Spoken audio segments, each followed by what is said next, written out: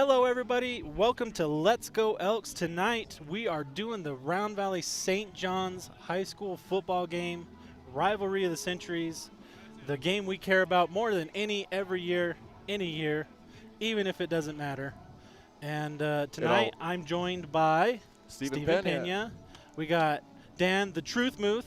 Hey, everybody. Good to be back with you. Yeah, good to have you back. Missed you last week in Morenci. You know what? That was just an error of communication on my part.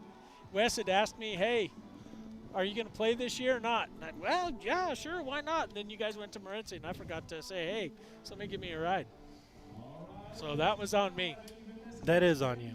It is on me. Well, we're glad you're here for this week. We got a special night coming up, and outside, we're enjoying the cool night air. We're not in the dome tonight because of the flood damage, is what I understand. Yes.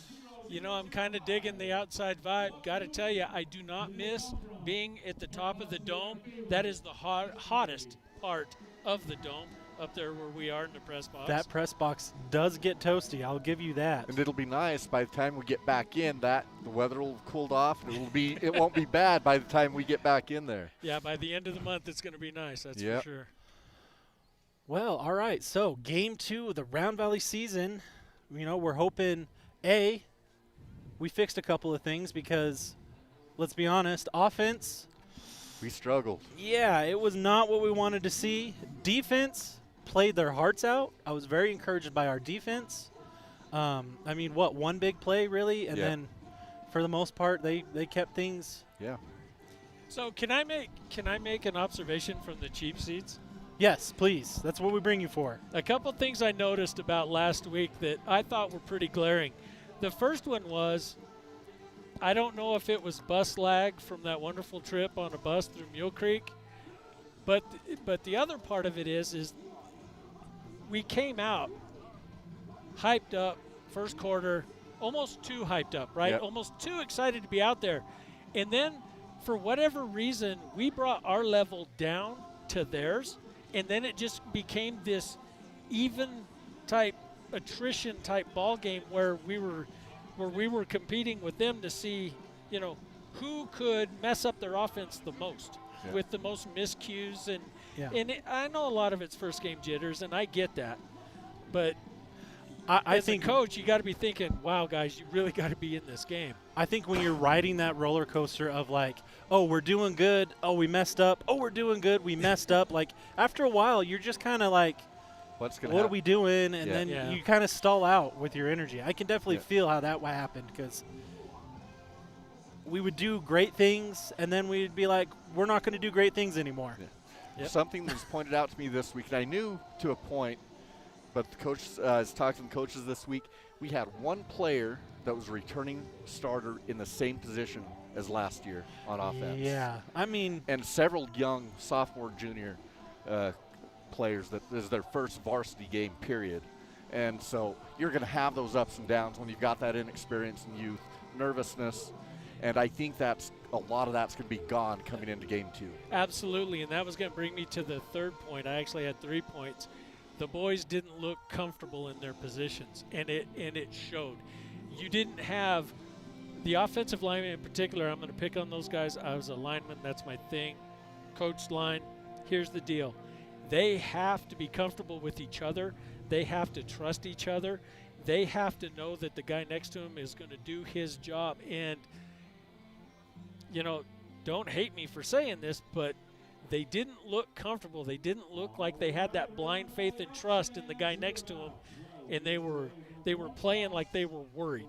And you can't have that tightness on the line because you have to have that cohesive flow, especially with the way Coach Haas does his blocking schemes.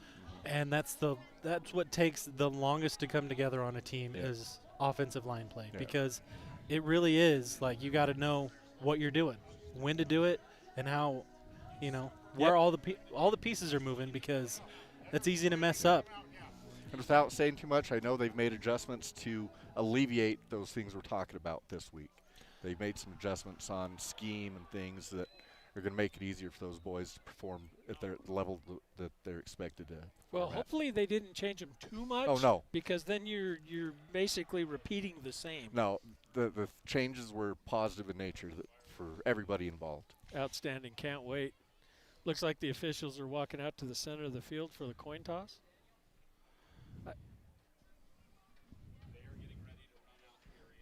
Yeah, I think they're about ready to run out. I'm just waiting to cut to the camera until they do something. I mean, it's super exciting, I know. Now, on a positive note, or on a different note, yeah, there was a lot of things. There was a lot of things to take away from that Morenci football game, and you know, as long as the changes are positive, I mean, you know, the boys, you got to know, you need a game like that to see where your holes are before you can fill them and fix them. Yeah. And so I'm glad that that's happened against Morenci. Yes. Because I would hate for that to happen, say, tonight. Yeah. Right? You don't want that tonight. Yeah. You know, and I personally, I don't like playing St. John's this early in the season. I'd rather this game be later in the season. And here come the Elks. Here come the Elks. There's the fireworks. Flags waving, and they are Feels fired like up. the old days. Boy, that horse up there, it does not like the fireworks going off right behind him. Now, I will say this. I do like where we're set up because you can feel the team. You can feel the excitement down there. I like this. So are we at all worried about the level of ampness starting off this early, or is it let's see how they handle it? I think it's a good thing. I really do. I think that nervous, I don't know, energy is gone from last week. They're ready to play tonight and show that last week was an apparition a little bit. Well, you know, it's good to be excited, but you don't want to be too amped up, right? You want to be under control. Yeah. You want to, you know, the one thing I did notice about our defense early on against Morenci was our defensive ends, outside backers, flying in with their head down, just looking to murder somebody instead of really worrying about their coverage and what they were supposed to do, and that's why we were getting burned on that counter. On the counter in the delayed draws, because we weren't maintaining our lanes, and so they were just running right by us. We're over getting too deep, and so it was there. All right, and how we sounded tonight? I heard after the game that we were a little low, so we could have fixed that, guys. So let me know in the comments, you know. Well, in my headset, we sound great. Oh, I always think we sound fantastic. Just ask me, I'll tell you, we sound great.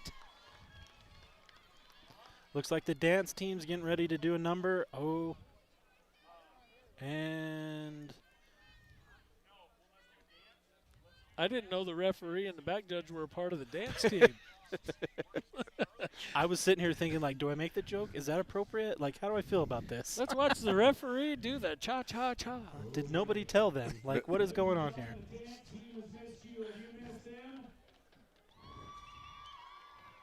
Yeah, I guys, this time of year we should be playing outside.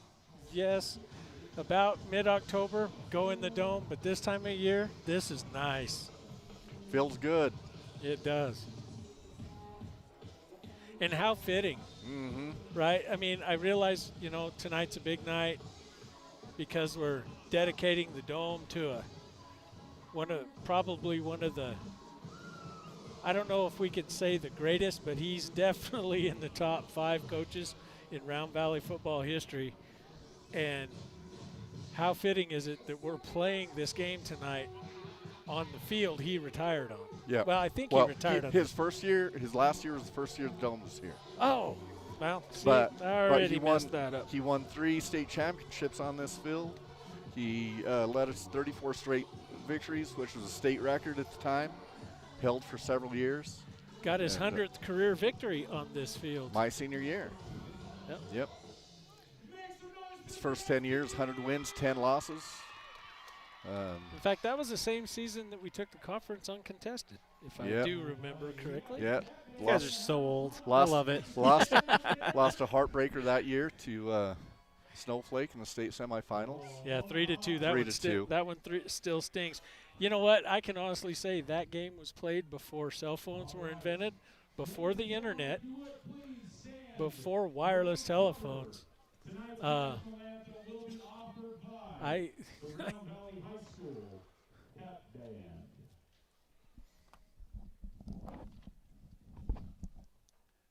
Channel mode.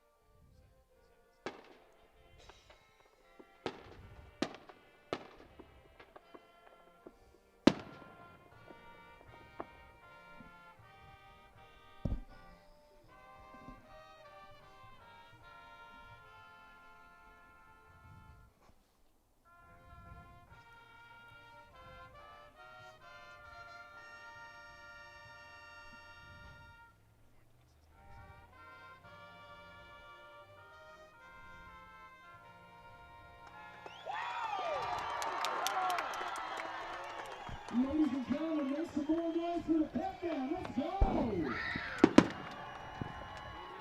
fireworks too. Hey, you gotta love fireworks. Have 2 varsity football players, part of the pep band, coming for the national anthem.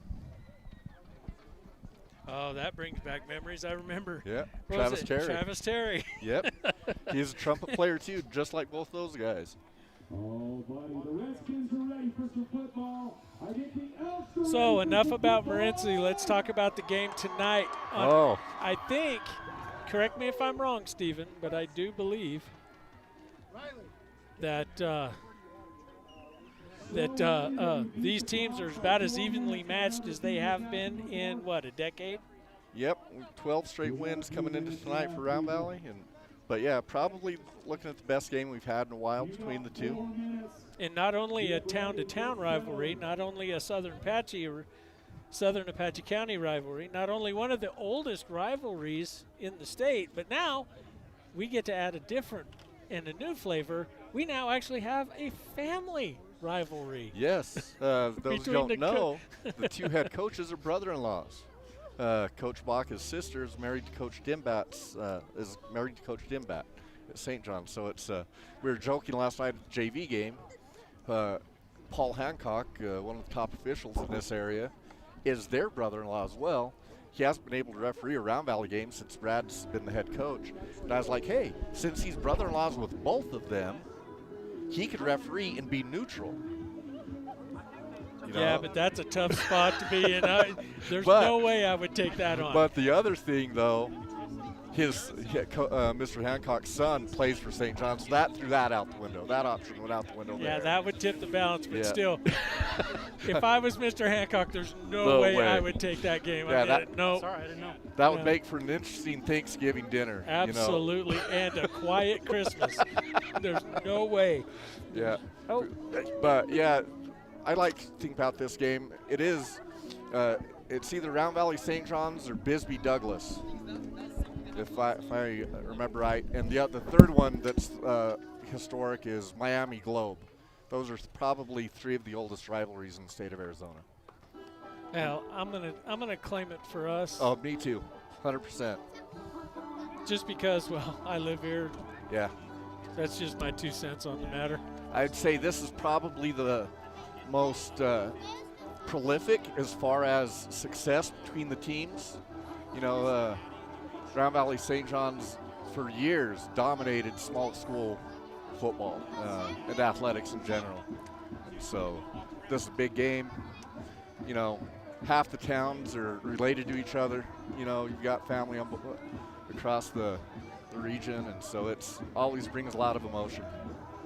It's a fun game to have. Oh yeah. Well, it's getting to be that way all over the mountain anymore. I mean, you could make the same argument Round Valley Morenci with the number of people from Round Valley who either are or have family working down at the mine. Yeah. So, you know, that you're getting that now you're starting to get that feel with Morenci. Yes. I felt it in softball only because, you know, Morenci was usually the team to beat in softball.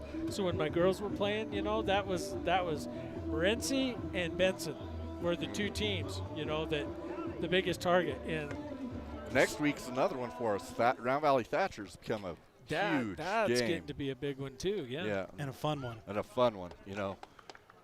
The only bad thing about last year's game was the end. You know, that was a dynamic game, probably one of the funnest games I've called in last several years, and great experience right now. We have honorary captain Coach Workman. I was just gonna say, is that Coach Todd Workman coming out as an honorary captain tonight? He's going to present the game ball. And gentlemen, introduce yourselves, please.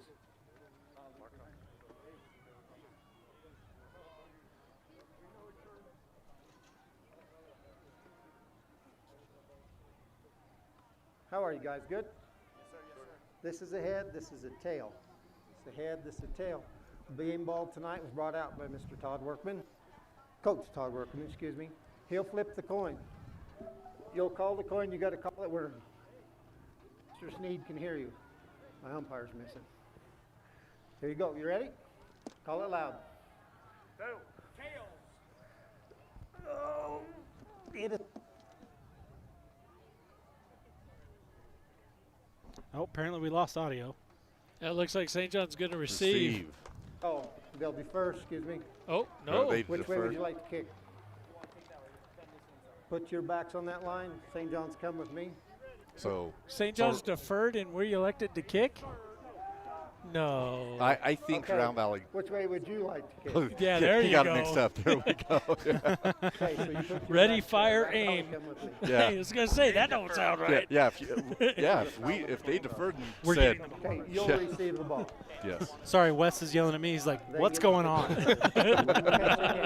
Yeah, so I haven't seen anything like that since junior high. Oh, Defer, yeah, we'll kick. oh, Oh, okay. Well, I was refereeing a game like that, and me and Everett Slade were like, he had to tell the kid, I don't think you want to kick. You know? okay, so Are you sure about that, Yes, young are man? you sure about that? So I'm going to go out on a limb here. Round Valley's defense has got to come out and announce their authority. They have to force St. John's to go 3 and out in this first series. Well, we're going to receive. We received. St. John's fixed See, it. Copeland's got me all messed up. All right. So St. John's Our is offense, kicking. our offense has to come out with authority, and we need to put some points on the board early. Yeah. We establish that early, we have a very good chance coming away with this ball game. Yeah, so our offense will relax. We come out and have a good, strong first drive. That pressure from last week will drop, and we'll be in good shape. Yeah, we want St. John's we want them to feel the most pressure. Yeah. We want them to feel like they're coming from behind all night. Yeah. That's that's football strategy. You want your opponent to feel like they're on their heels. Blue Ridge had some big plays against them last week. Several big plays, like a 95-yard touchdown. Some other big runs off tackle. You know, and from what I heard about that game, I think that was kind of St. John's miscue game themselves. They were working out some things. So, you know, the fact that if you can give St. John's any props at all, it's the fact that they actually held Blue Ridge to 28. So you're going to see something interesting. Their fullback, or their tailback, I guess, is number 99. St. John's tailback's number 99. That's an eligible number. Yes, that is an eligible number. The first pass play, though, they threw one to him, and the side judge threw the flag and had to be corrected that he was eligible. for number 21 for St. John's, back to kick. There's a signal, and we're away. Fielded on about the 10. Big He's got a return. block. And he's Nice gonna, return out to the 36. Yeah. He got a key block that broke him free of the 20. Bretton Walker. 26-yard return. And just like that, we've started the Treadmasters' first quarter of this game. So now's an opportunity for the offense to come out and announce their presence with authority. All right, who we got at center this week? Cole Hall is center tonight. All right, we're sticking with him. Okay, okay. So we got one in the backfield, 2 receivers on the near side. Kyle Clark there with Luker. Cole Hall, number 56. Luker from the shotgun, hands off. Luker's big. Luker blowing over the top of the corner on the far side to cross into St. John's territory on his first carry. 18 yards. Hoping we got that. I'm going to watch the instant replay just to find out. First down Round Valley. That brought back, I don't know about you, Oh, Danny, we did. We got the shot. That Nice. brought back memories. Drake Martin choosing to run over the guy instead of go around him. You know, sometimes it's just what needs to be done. Yeah, send the message early.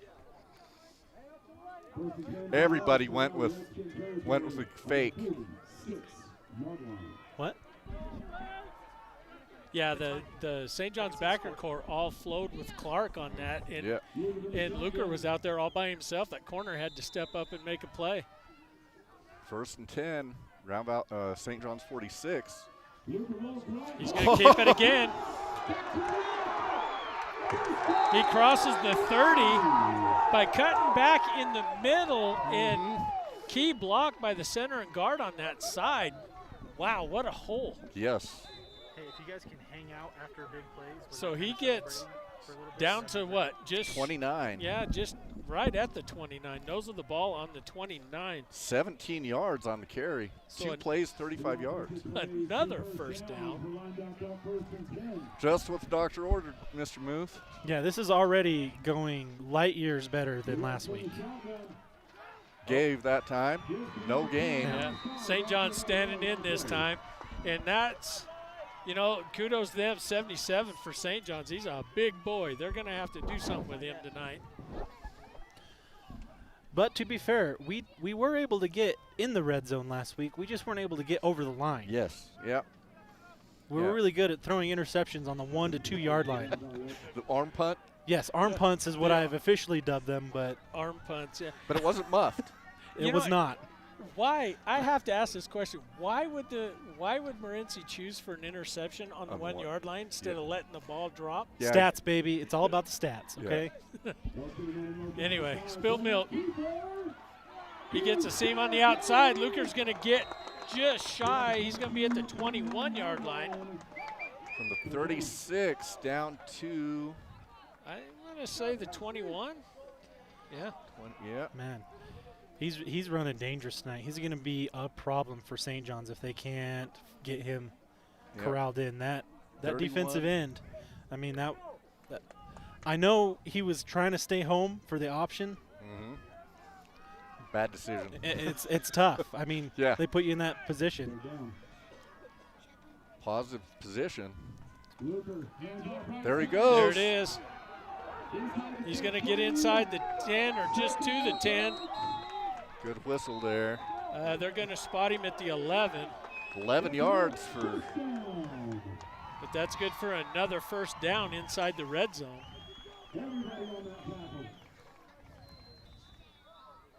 So the offensive line is tenfold better. The improvement, what a difference a week makes. Yeah, for sure. Indeed. Indeed. We can still hear you, Brian. Right over the tackle, right over the left guard. Probably. He's about a 1. Looks like he got 1. Maybe, yeah. They're going to spot him just inside the 11.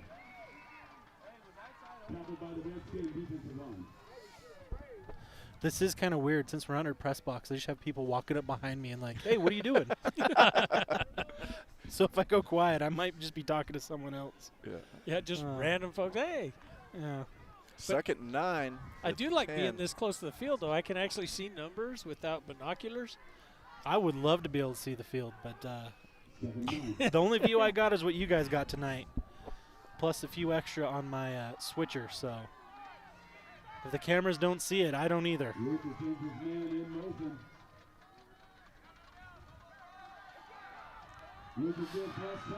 Who was that? Clark got Clark across again. the 10. And see, there's nothing wrong with that. 2-3 yards at a time, I'm good with that.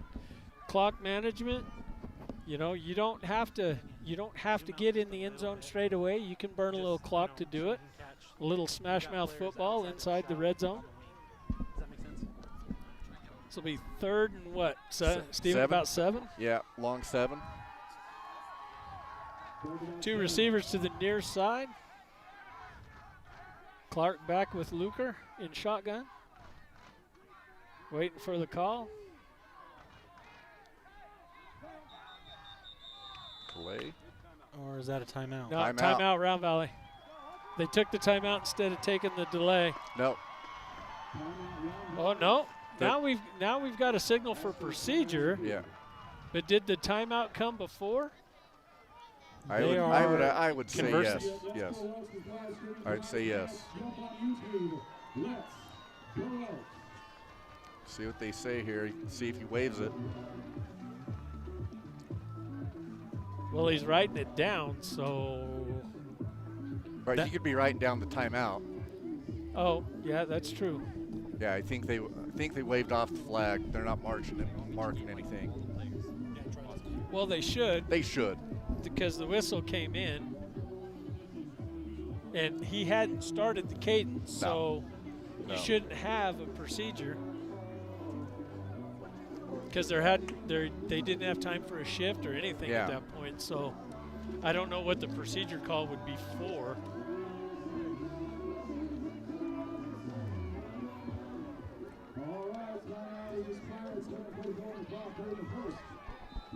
So 2 receivers to the near side. Clark back with LeSueur in shotgun.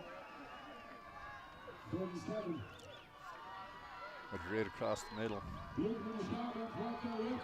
LeSueur's got it Gorgeous. LeSueur this running side, the corner. and he gets in for a Touchdown!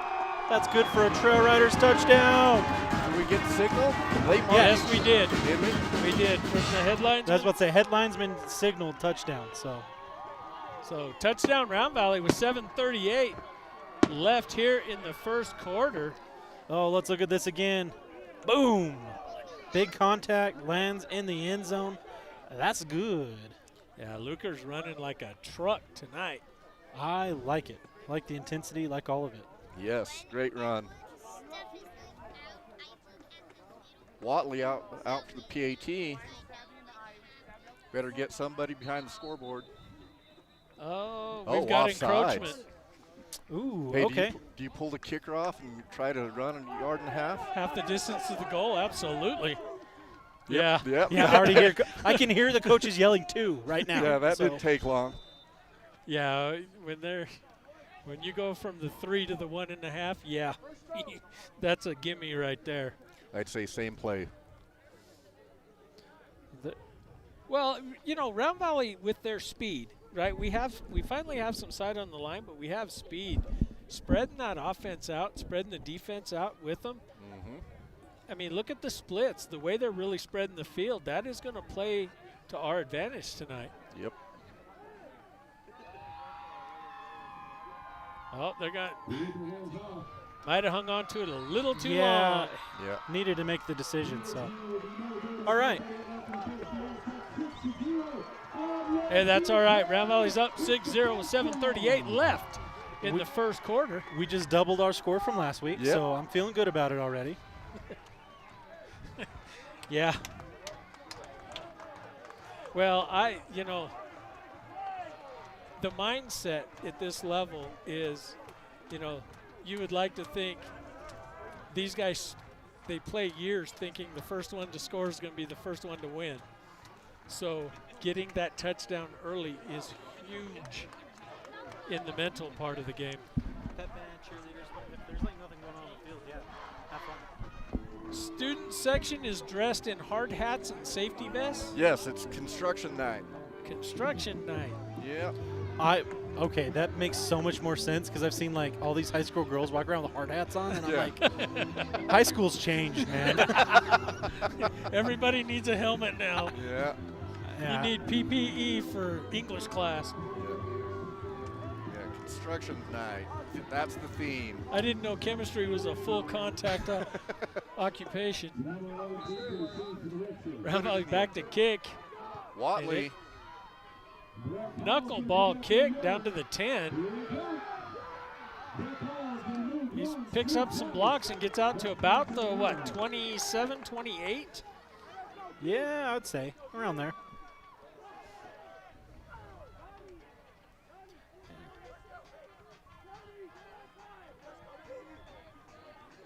Fielded right on the 5, so solid return. Was that on the 5? I thought it was the 10.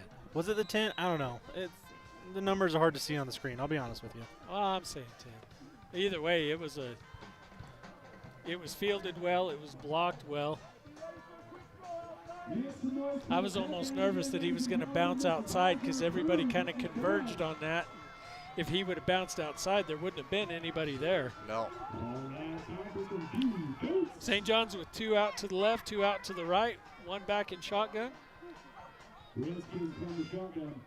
Hard count, no snap. He comes up under center. Flags and everywhere. Delay a game. Already, my goodness. Did feel like it took them a long time to get on the ball. Oh, you know what? Might need to turn the atmosphere down just a little bit. Oh, sorry. I cranked it so that we could hear the anthem. Yeah, now we're just listening to the coaches. Don't want to do that.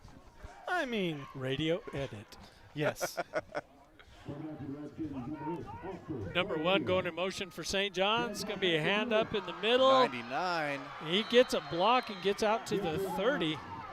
Yeah, he looks like a tough runner to me. Peyton Tucker. Tucker's got to stay low and really disrupt that middle line. He's got the power to do it. Ooh, he bounced off. Tucker penetrated and got first hit on him, but hit and wrap, lad. Hit and wrap. Ooh. Little confusion there in the backfield. Yeah, see, St. John's is really attacking that middle pretty hard. That's going to be 3rd and what, about 6, 5? Joa Brown. Yeah, I'll say about 3rd. 3rd and 5. 3rd and 4. Yeah, 3rd and 4. Let's go with 3rd and 4. A little closer to this end than it is the other end. Sure.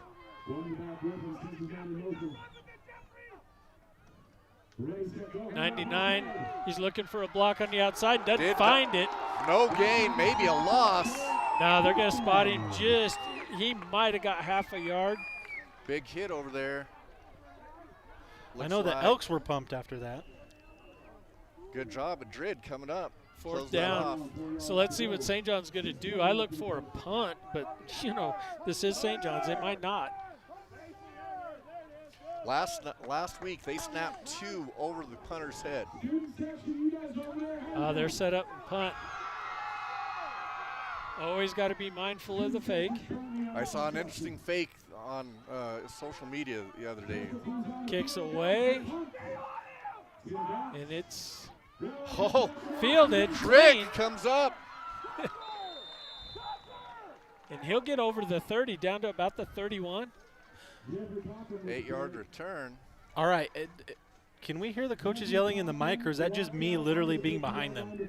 Both. Okay. The atmosphere mic is literally right behind the bench, so we're going to get a lot of that. Well, I turned it down pretty far because we're doing okay. Well, you know, some of the coaches have that Emer Wiltbank bellow to them, so. Haas is real quiet, though. Yeah, oh yeah, he's quiet. And so's Alba. They're both very quiet speakers. Yeah, there's probably folks in Nutrioso wondering who's doing all the yelling. I do not have a number 16 on my roster. For Round Valley? For Round Valley. Luker's back in shotgun with 2 receivers to the near side.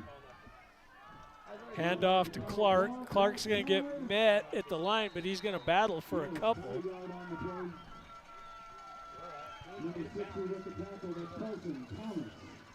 About a yard. Was there a 16 on that play? Someone in chat was asking who 16 was. And so now I'm like trying to see. See, I wonder if they're thinking is number 10. It might be 10 and they're thinking it's a 16. Yeah. Because number 10 Well, there's a 16 down there, but he's on the sidelines. Yeah, Madrid is 16, Jonathan. Or, sorry, 10. 16 is I don't know who. Oh, LeSueur doesn't pitch, and he pays for it. Defensive tackle from the backside come across and got him. But that's going to get him down to the 35. So it's 3rd and, what, 7? Yes, 2-yard gain there. Commit and go. Now, the way we're running the ball, would you necessarily call this a passing down? After the last 2 runs, sure, yes. Yeah. Good opportunity for play action here. Roll out. Yeah, LeSueur's looking, but there's nothing there. He's going to get buried back. He's going to lose 3 or 4 on that. So it looks like Round Valley's going to bring out their scrimmage kick team or punt team. You made that up. Scrimmage kick is not a real thing. Yes, it is. Punt is not a real thing. Well, they've been doing it for years, Moose, so I don't know what to tell you. I recognize one of the players that went out on the field. Ooh, what's his number this year? 52. 52. Resident Pena. Oh, there's a snap, and it's deep. It goes over his head. Is he going to be able to get it off? Oh, there's a face mask, and nobody's flagging it. Oh, there it is, finally. The umpire getting it from about 35 yards away, but he finally picks it up. He's like, they're going to storm the field if we don't do something. Copeland was looking at the interior line. Oh, man. So yeah, we missed it. Even if it was, well, it depends on if they call the big one or the little one. I don't even know if they call the little one anymore. They called it last night. I saw it last night in the JV game. And see, they change that point of emphasis every couple of years. Sometimes they have it, sometimes they don't. Now, and is that a spot foul? That's what I was going to say. Is that a spot foul or is that from the line of scrimmage? Well, they're going to mark it off as a spot foul. But we're going to have a retry of the down, right? Yeah. So the umpires are discussing it. No, they're going to the line of scrimmage. So it's going to be. So that should be a Round Valley first down. If it's the short kind, then I didn't see the personal foul signal. So it was the little one. It was the 5-yarder. So they're going from the spot. 5 yards, retry the down. Yep. It looks like that's what they marked off. Huh. So it's still a net loss, but it's only a loss of about 3 instead of the, 6 or 8? 8 or 10 maybe?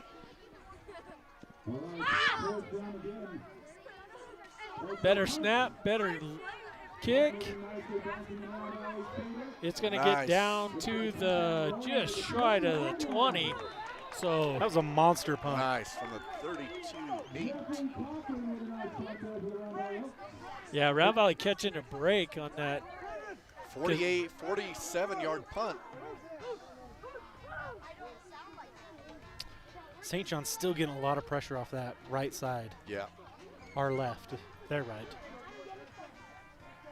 Yeah, as we wrap up the first quarter, I think things are going to settle into the game I was expecting to see. Need a big play on defense here. Quarterback back in shotgun. Snap, handoff to 99. Wrapped up, but nice job there. Who's the first one to tackle him? Was that Lane Hill? 24, Kamari.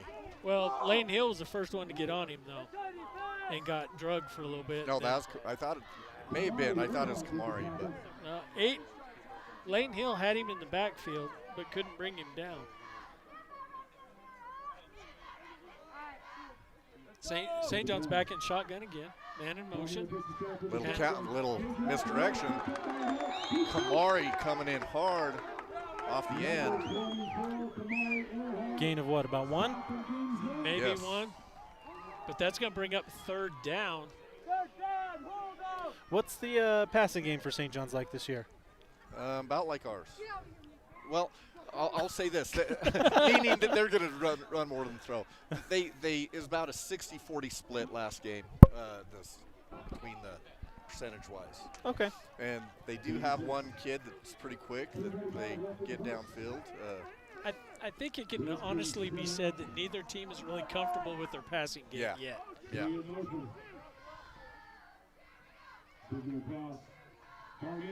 There's the pitch. And he's not going to get there, so he's still going to be short of the 1st down by about, 2, maybe 3 yards. Good job, Madrid coming up again off that corner position.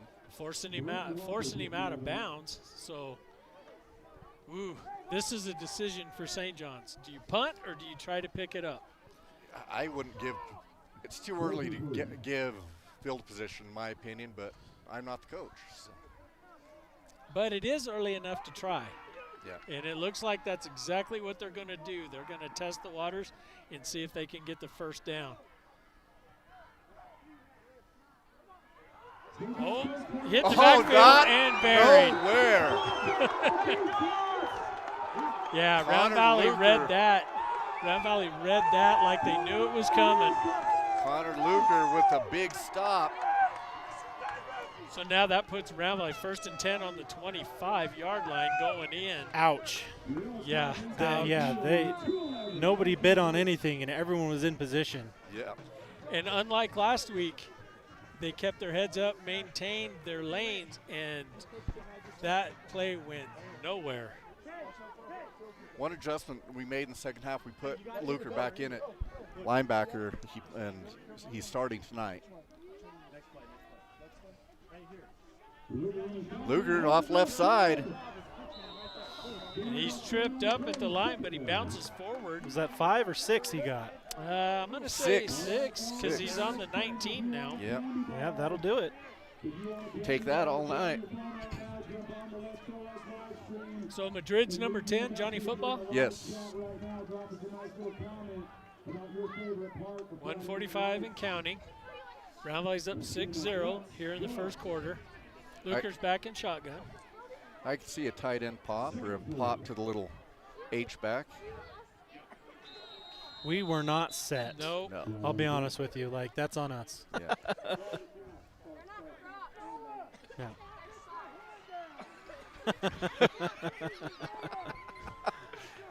Everybody's a little anxious. Yeah, I don't know who that was on, but somebody. Sorry, it's just my sense of humor. Yeah.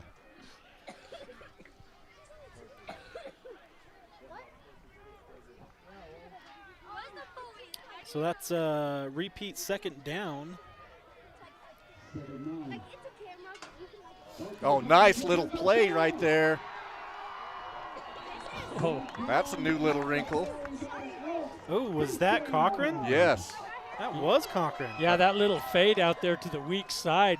After making the fake to the right, that was a pretty play. And just for those playing the home game, that's probably as close as you can get to a horse collar without actually getting the horse collar penalty. I'd just like to apologize for cutting that instant replay off. I have so many screens.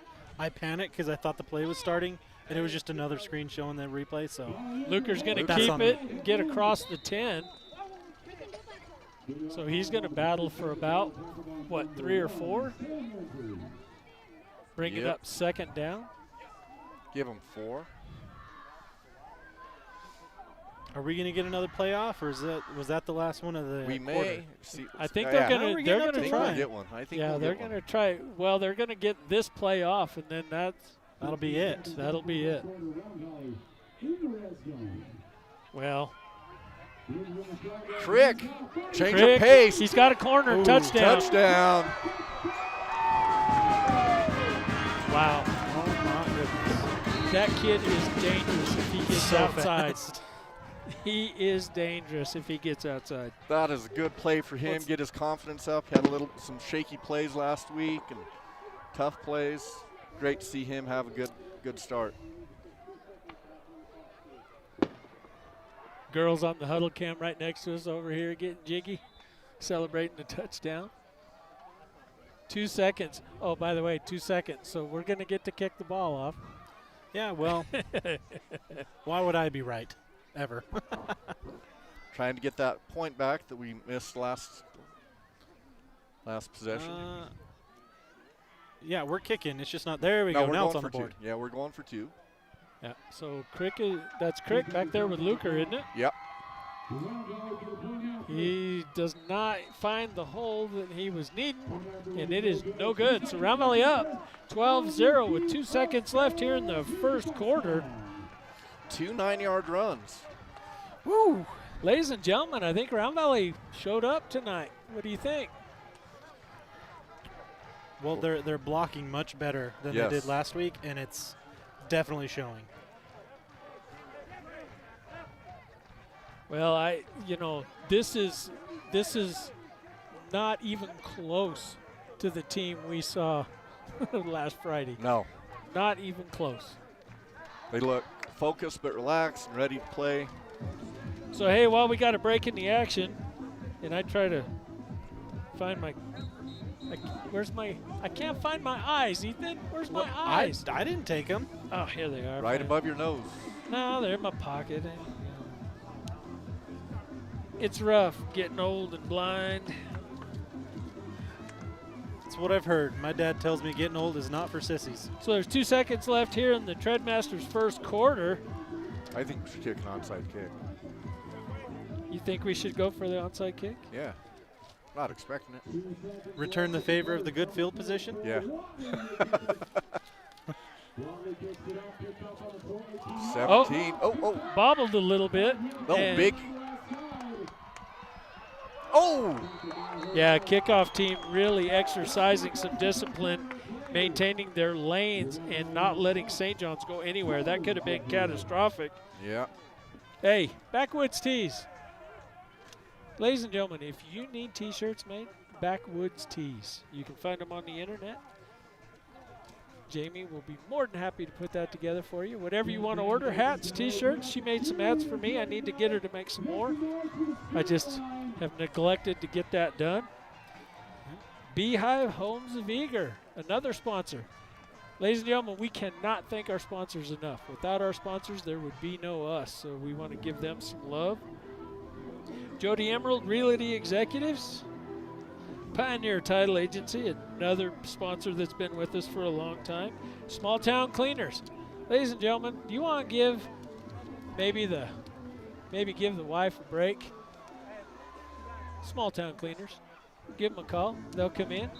Locally owned. Locally owned and operated. They'll come by, clean the place up for you. And a new sponsor to the herd, Tin Can Coffee. Tin Can Coffee. You know, we're starting to look like Seattle. We got a lot of coffee places coming in now. Yeah. Yeah, I've noticed that. This one, I believe, is the Trickies run that. They do. And you know what? They not only have coffee, but you can go in there and get sweet treats. They have sandwiches. If you catch them early enough before they all get bought up, you can go in and get a sandwich in there. Do they also do do the mixed soda drinks? They do. They do.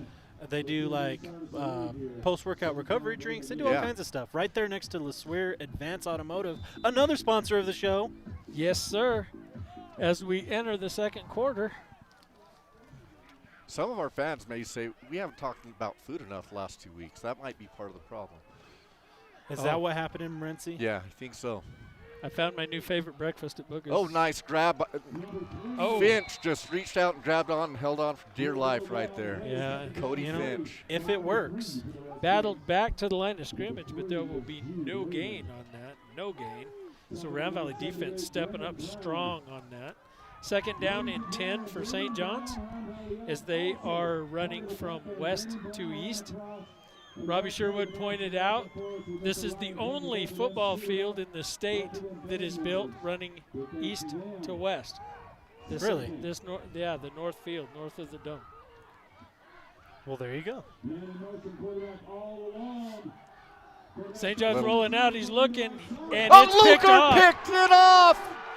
And he's got room. He's going to battle down to just about the 2-yard line. I was poised over the touchdown.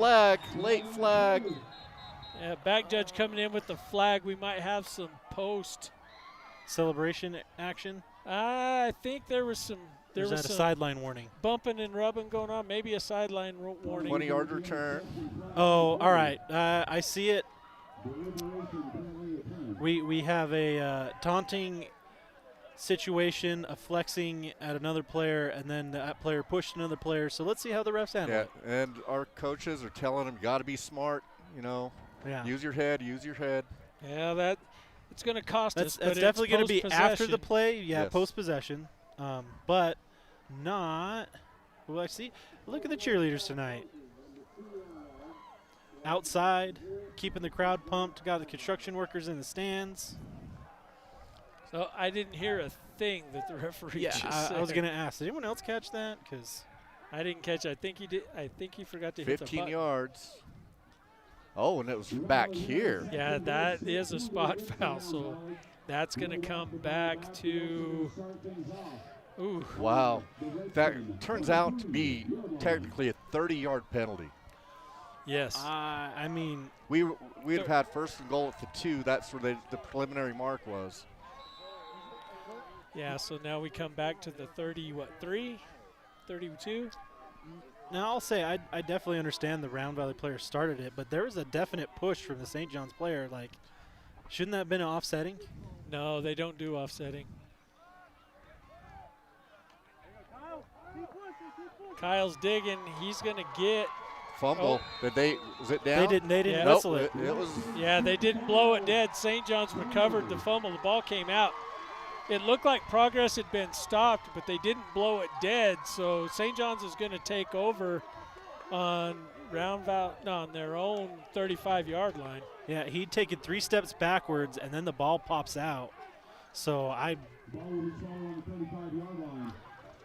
Well, if he's still digging and working, the referees are there. They're the ones that make that call. So St. John's getting a break. But they are on their own 35, probably, I'd say, the best field position they've had so far. Oh, big hit. And nothing there. Round Valley's defense is showing some discipline. He might have gained a yard. Yeah, they're going to spot him a yard. Anybody see the tackler?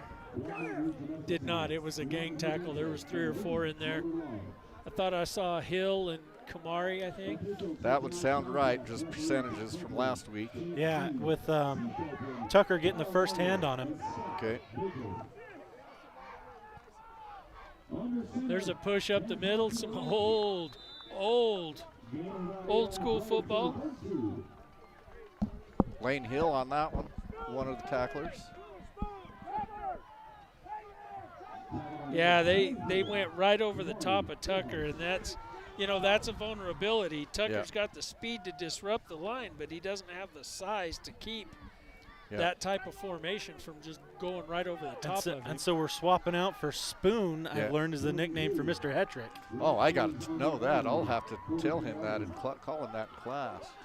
Hopefully it's for good reasons, and I'm not embarrassing him right now. Yeah, see, and nice that's a difference. Stuff right there. Hetrick just stuffs that up, and it went nowhere. Don't be doing that. That's got us a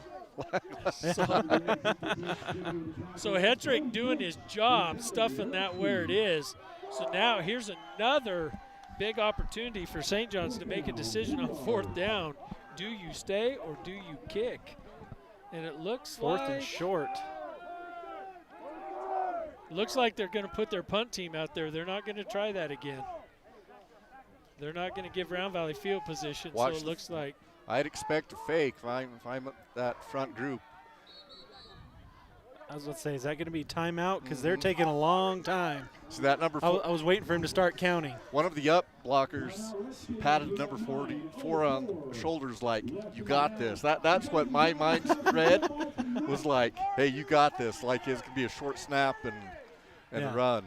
Well, 4th and short in the middle of the field, if you're going to try it, this is where you're going to do it. that would be the safest place to do it. Yeah. But, the last time they did that, it cost them a touchdown. So I'm sure the St. John's coaching staff wants to discuss that a little bit. Yeah. On the one hand, you want to show faith that, you can pull off the fake, you can get the first down. But on the other hand, if you try it and fail again, the message goes the other way. There we go. We're back. So big decision here for St. John's with 9:04 left in the second quarter. Round Valley's up 12-0. I mean, if you've got a fake punt that even if the other team's expecting it, you think is a high percentage. They come out. They waved off the punt team. They're going for it. They're going. So their trips on the near side, Twins out on the far side. So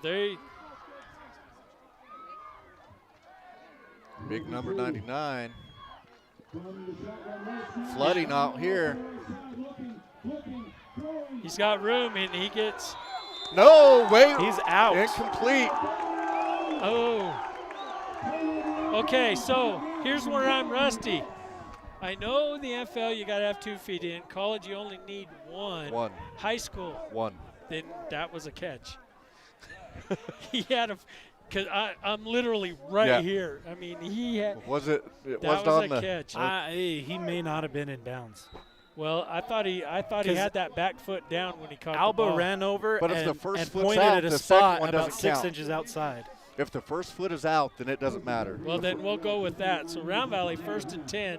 Okay. Just inside St. John's territory.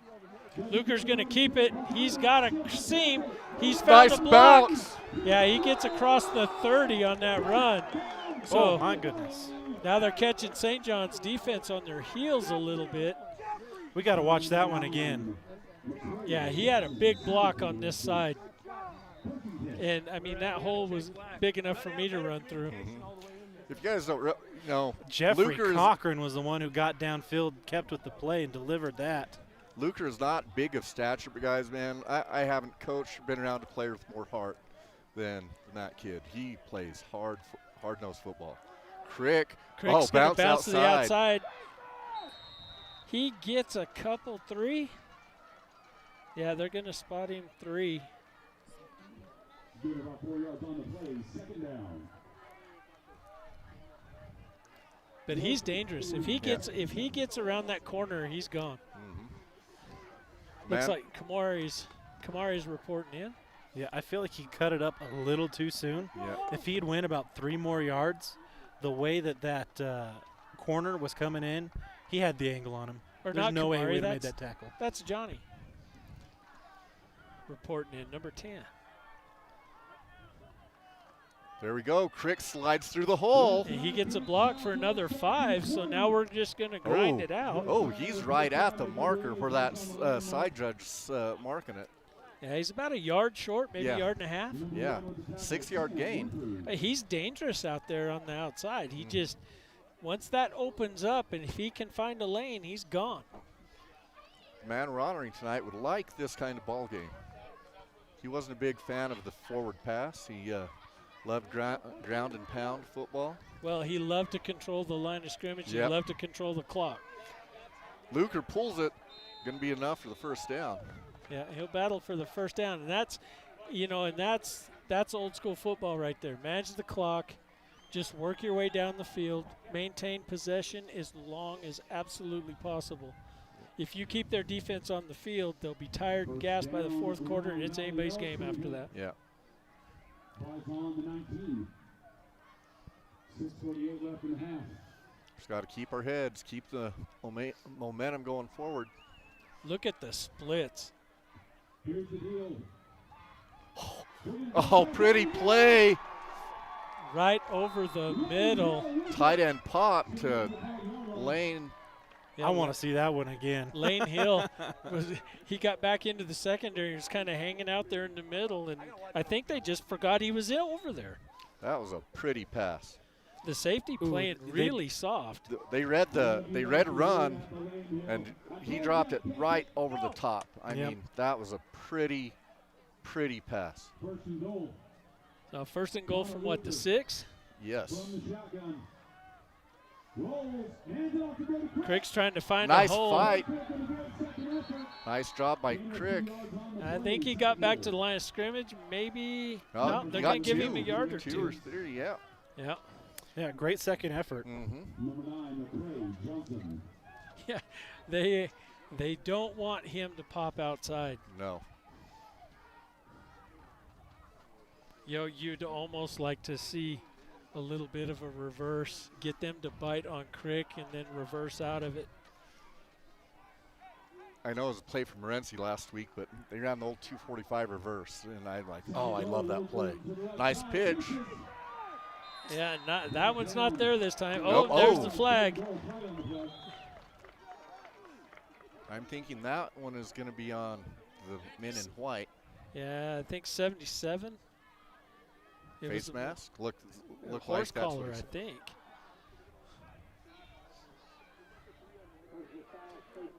Face mask. Face mask. 15-yard face mask. So Half distance. You know, when you see the runner get up first thing and like grab their face mask, just it's usually a good indicator of what happened. Yeah, when you get up and you're looking through your ear hole, yeah, you were probably face masked. Well, I saw the taller official that's back by the goalpost in the little officials huddle do this. And back judge tonight. Crick's got a hole. He's digging. And we have a hold. Yeah, we're going to have a hold. That came from the umpire. That's almost assuredly a hold. Joe blocked his guy, then kind of laid on him and held him down a little bit. Oh, blocked below the waist.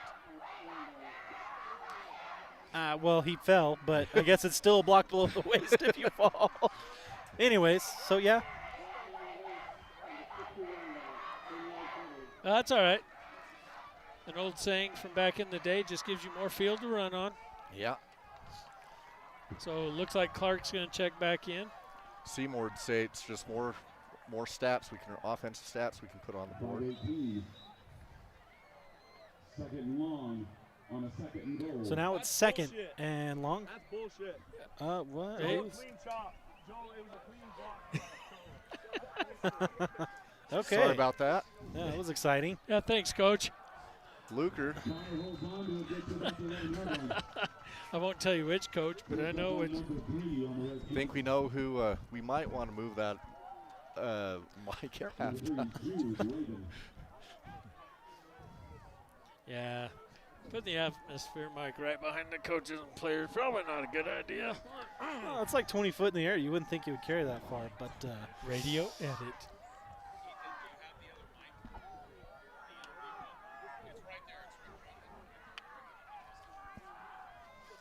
So now Round Valley is right at the 11 or 12 yard line. In shotgun is Luker. Third down. Luker rolling to the right side. And he's in trouble and gets nothing. They're going to bring him down at about the 16, 17, yeah. Field goal? Yes. Joey Watley's got a leg. My understanding, he's been consistent from over 40 to 50 yards in practice. So as you may have heard from the coaching staff, yeah, that penalty hurt us a little bit on that drive. Looking at a 35-yard field goal here. You could hear that, right? You could hear me talking. Great, you're going to be able to hear Eric talking during halftime. There's the kick. It's up. And I think he split him. Good, yeah. And it looks like we might get roughing. I think we did. Roughing the kicker. I think I would leave the points. Personally, I'd have a hard time because it's not going to be automatic. No, but you replay the down from almost inside. Oh, yeah. You get what? Because you're on the 5-yard. Running in. Oh, he ran into him, yeah. Decline it, take the 3. He got the plant leg, yeah. I was watching tape from last week. They did that to him on the one he made before, but he got clipped under and they didn't call it. And I was like, wow, I didn't notice it during the game. Good shot of the band. Not quite a sideline Trail crew. Riders touchdown, but it was a Points on the board, yeah. Beautiful kick. Special teams play of the you want to call quarter. that a Trail Riders field goal? That was straight down the pipe. Here in the Arizona Choice second quarter with 3:26 left. Round Valley's up 15-0. 3:26 left in the first half. Round Valley coming out on fire.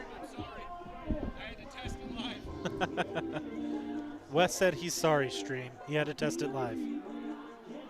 That's all right. Oh, somebody's. Who's calling me? Todd's calling me. Guys, I'm going to go off mic for a minute. Okay.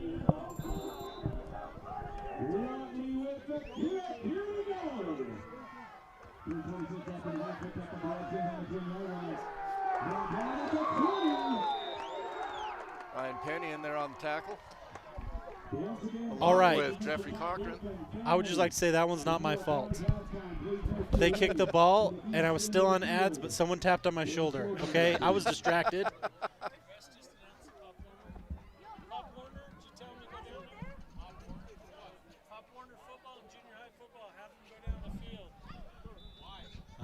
Todd just called me and told me to tell you that. Todd. Yes. Where are they supposed to go? I guess the East End, where the rest of them are down there, West End. Okay, I'm back. I'm sorry. I was so enthralled with what you guys had going on. I didn't even talk to the stream. Sorry. Me too. It's a big night. We got a lot of moving Ooh, parts. nice little pop out. Yeah, St. Oh, John's big struggling, kick. but a lot of Man. Elk defenders there cutting him off. Kamari and Brennan Brown hustling out to the outside and make that tackle. Well, what you know the old adage, bend but don't break. Second down and about 5 for St. John's. Still have not crossed the 50 tonight. And no first downs. Well, Really? No first downs tonight. just the first downs that over on downs. That Yeah. don't count. Okay. Oh, motion. Oh. Yeah, there was some activities, some pre-snap activities going on. Offensive lineman going in motion. I don't think you can do that. Traveling. Well, it might cause a flag. Depends on, you can get away with anything as long as nobody sees it. Ooh, yeah, that tackle was like, oh, am I going? No, I'm not. Yeah. My bad. My Bra- bad. Brown, Brown Folks- shifted down, and that tackle moved with him. Tackle eligible? Second 9. After the penalty, Harville calls for the ball, looking left side, passing left side, one-handed catch. Yeah, Nice nothing tackle. there. It's a nice one-handed catch. It was pretty. Yeah, unfortunately, the Elk defense just flowed out there with him. And it looks like Round Valley's going to take another timeout. Yeah, we want to cover this position. Well, that's not bad.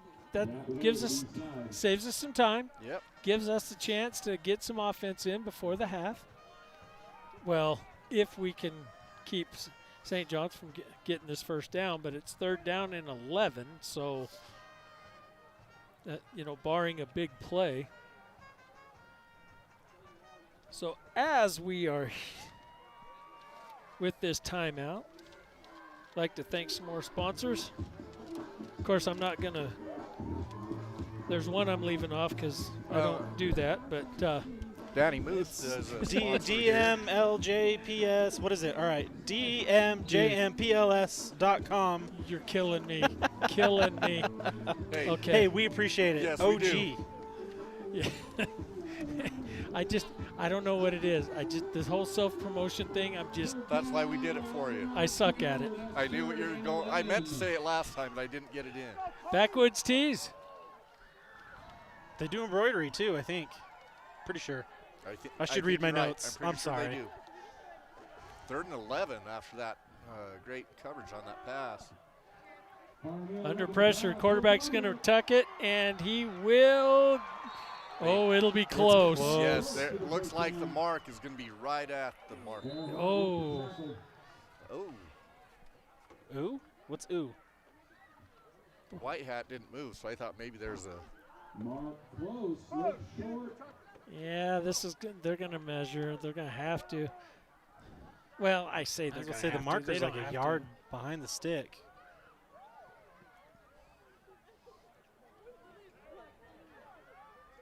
Fourth down. Fourth They're down. not even going to measure. And white hat signals first down. What is going on here? Okay. Well, so St. John's gets their first down of the evening. I jinxed it.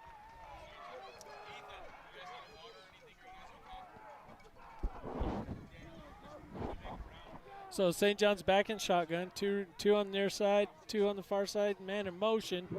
And block, quarterback's going to keep it and cut up field. And he is hit and met. I believe that is Madrid. Madrid and Finch. Yeah, Madrid on the initial, and then Finch helping him bring down, but that's going to be a gain of about 6. So St. John's now finding a little momentum as they come out in trips right. That quarterback is a load to bring down. He's a tough kid. Indeed he is. I mean, oh, he's hit as he throws, and it's no dropped. Was that Johnny? No, that was Luker. That was Luker. Okay. Big quarterback pressure. Joa Brown. Quarterback hit as he threw, and Luker was right there but could not haul it in as he dove for the interception. Oh, so close. So that's going to have St. John's 3rd and 5. 54 seconds left in this Arizona Choice Insurance second quarter. From about what, the 38? Safety will be coming down on this middle man. Wide receiver screen. Oh, off his hands. Yeah, so now 4th down, about 5, 4th and 5, 4th and 6, somewhere in that territory. Looks like St. John's going to go for it. They're no, looks like now they're gonna punt. So their punt team comes out. I'm still looking for the fake. So am I. Maybe a direct snap to 44. You think it'd be he looks like he's too far this side. That'd be a pretty tough snap. Yeah, there we go, going deep. There's pressure. He gets it away. It's a high lofting punt. And it takes a Round Valley roll to the 36. So 41 seconds left. Yeah, On the so clock. 41 seconds in the second quarter here in the Oh, I need to get better at this. Arizona Choice Insurance second quarter, 41 seconds left. Round Valley up 15-0. Round Valley takes possession on their own 36. Be nice to see a big play here. Well, 41 seconds is plenty of time to get the ball into the end zone. Clock management will be a thing here in the first half.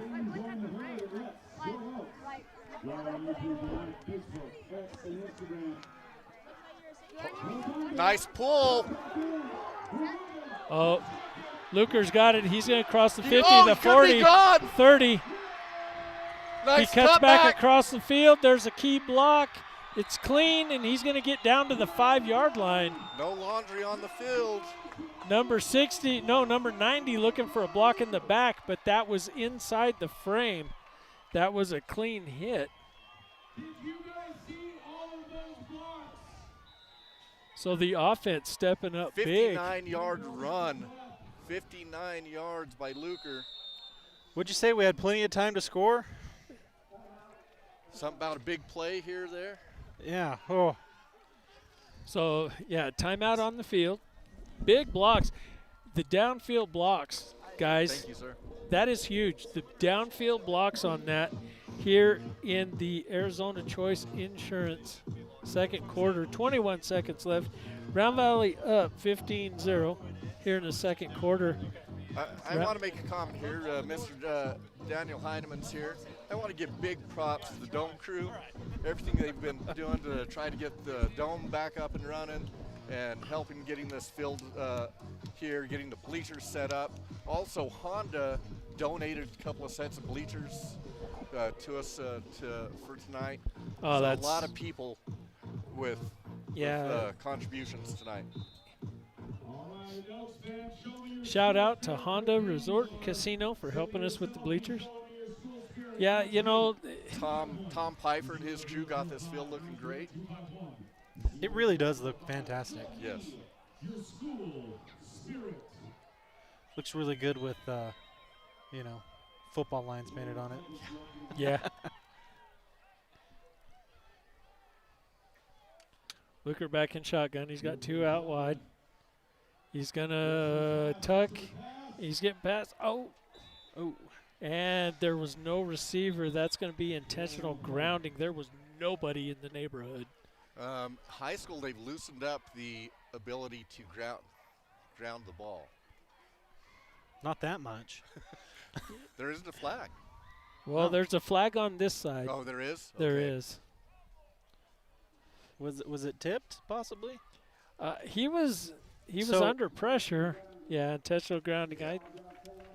And a loss of down. So I'm a big fan of everything Luker does, but when he gets back there and he's got the ball and there's no one to throw to, he makes some questionable decisions. I would like to see him kind of Or to eat it. sometimes. Yes. Yeah. Well, I don't disagree with him throwing away, but he should have flipped it more and tried to get a field goal. Throw it away, yeah. I'm just saying, like last week with the interceptions and things, a lot of that was. Oh, there we go. Wide open. Touchdown.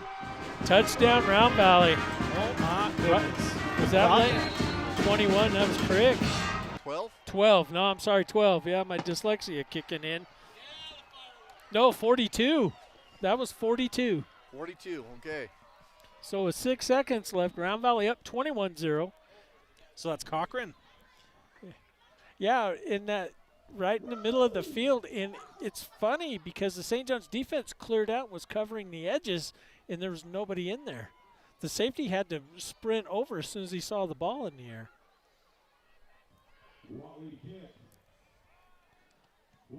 Oh, it's he's up. putting that in the parking lot. It's good. Oopsie. So Round Valley showing up tonight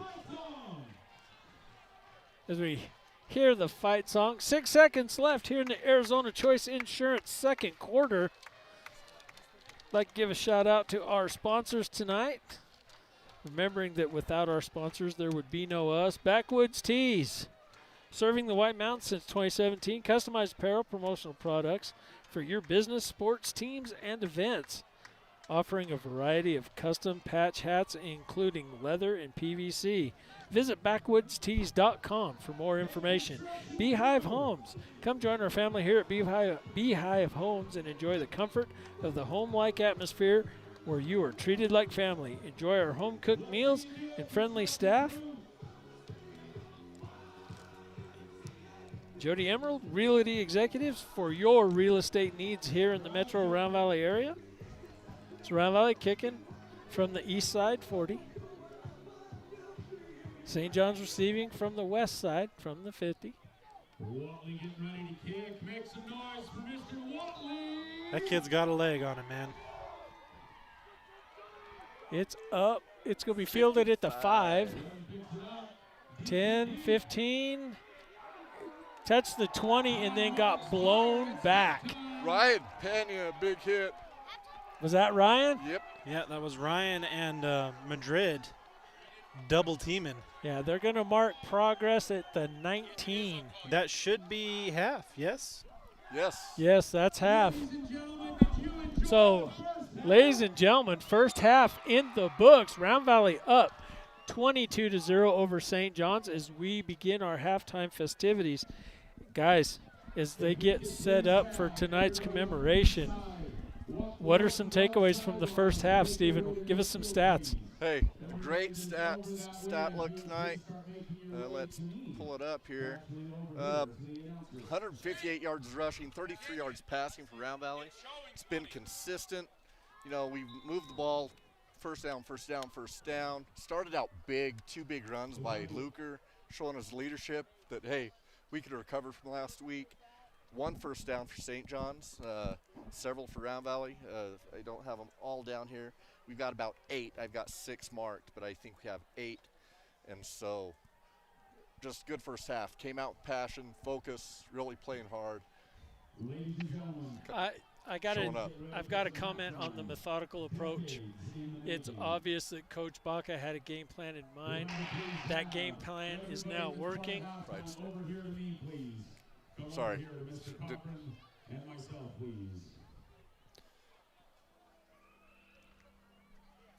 So as pretty even on penalties as well. Yes. Yes. I don't think I have that last one in yet. I'll change that right now. Feel free to get closer, Addy.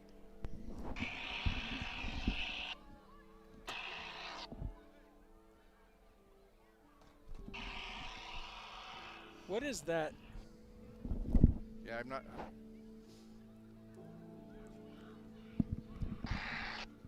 So we've got several of Coach Todd Workman's former players on the field. The junior high and Little League. Please help me welcome Mr. Eric Hamblin, who's going to lead us, who's going to talk to us, and is going to share with us about this amazing family and about this amazing man. Help me welcome class of '86, Eric Hamblin.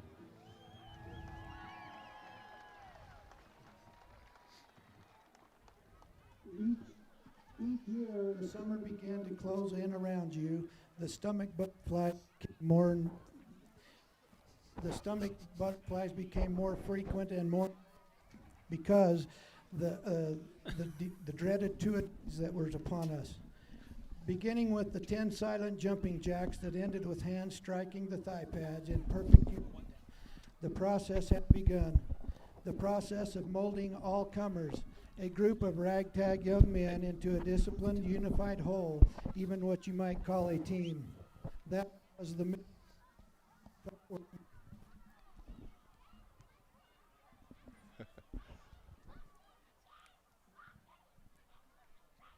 that better? Okay. The journey that led through the Workman home, with all-you-could-eat slimies and the old wood shop on a crisp fall night where you sat mesmerized by a motivational speech, complete with every emotion known to man, topped off by tears.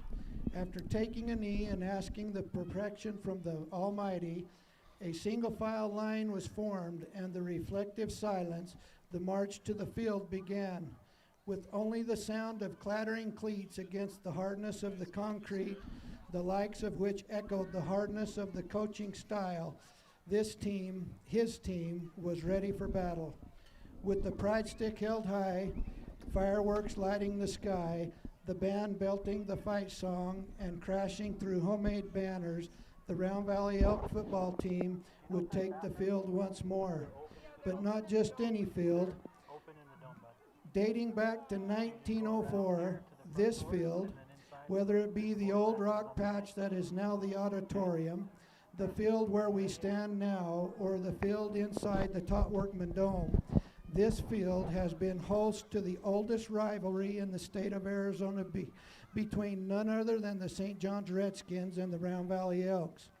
This hallowed ground was played host to the most storied football region in the state of Arizona, with perennial powerhouses that continually produce state champions, from St. John's to Blue Ridge to Snowflake and on to Show Low. This mountain produced teams that legends are made of. Taken from the AIA website, The records show from 1959 to 2023, that's a total of 64 years. These 5 teams produced 43 state champions and 29 runners-up. If you do the math, that's 72 times in 64 years. So when you won here, it came at a high price. Remembering all of this, that makes the rest of this story even more remarkable.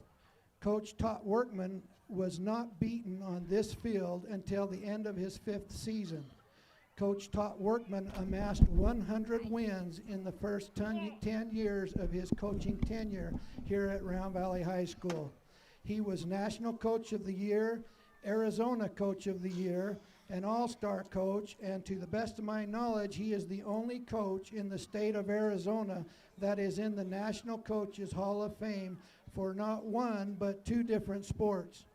The list goes on, but in the end, those are just a few of the accolades of Coach Workman. His real achievements and his lasting legacy lives on in his family and the countless kids that he inspired. Kids who have grown to become mentors and coaches to younger generations. Grown men and women who have become good, honest, God-fearing, productive citizens. Adults who learn to never quit, to keep fighting against all odds, and who learn that hard work will beat talent in the end. All characteristics so badly needed in our society today. He said, athletics draws out the best in an individual, how far each of us can go with what we've been given. I believe that everyone has been put on this earth for the purpose of being a winner, close quote. And he believed it, so strongly in fact, that he demanded to be taken to practice the very last week of his life, confined to a wheelchair with a dilapidated, broken down body that was riddled with cancer. He coached. This is the miracle of Todd Workman.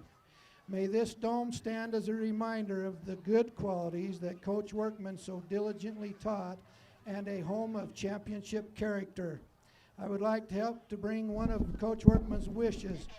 Coach, this is not on your graveside, but it is with heartfelt gratitude that we stand and sing with elk pride the Round Valley Fight song.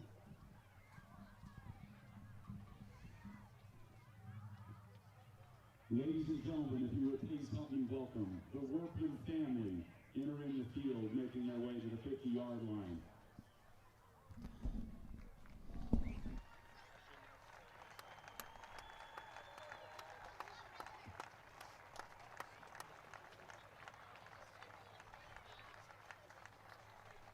Generations of the Workman family walking on the field, paid on by so many Workmans.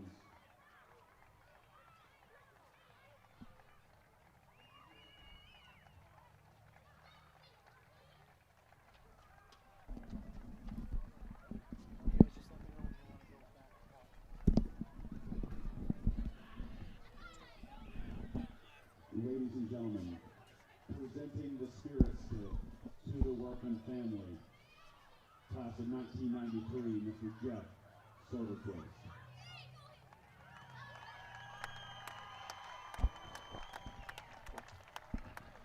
Ladies and gentlemen, please join the Workman family on your feet for the fight song.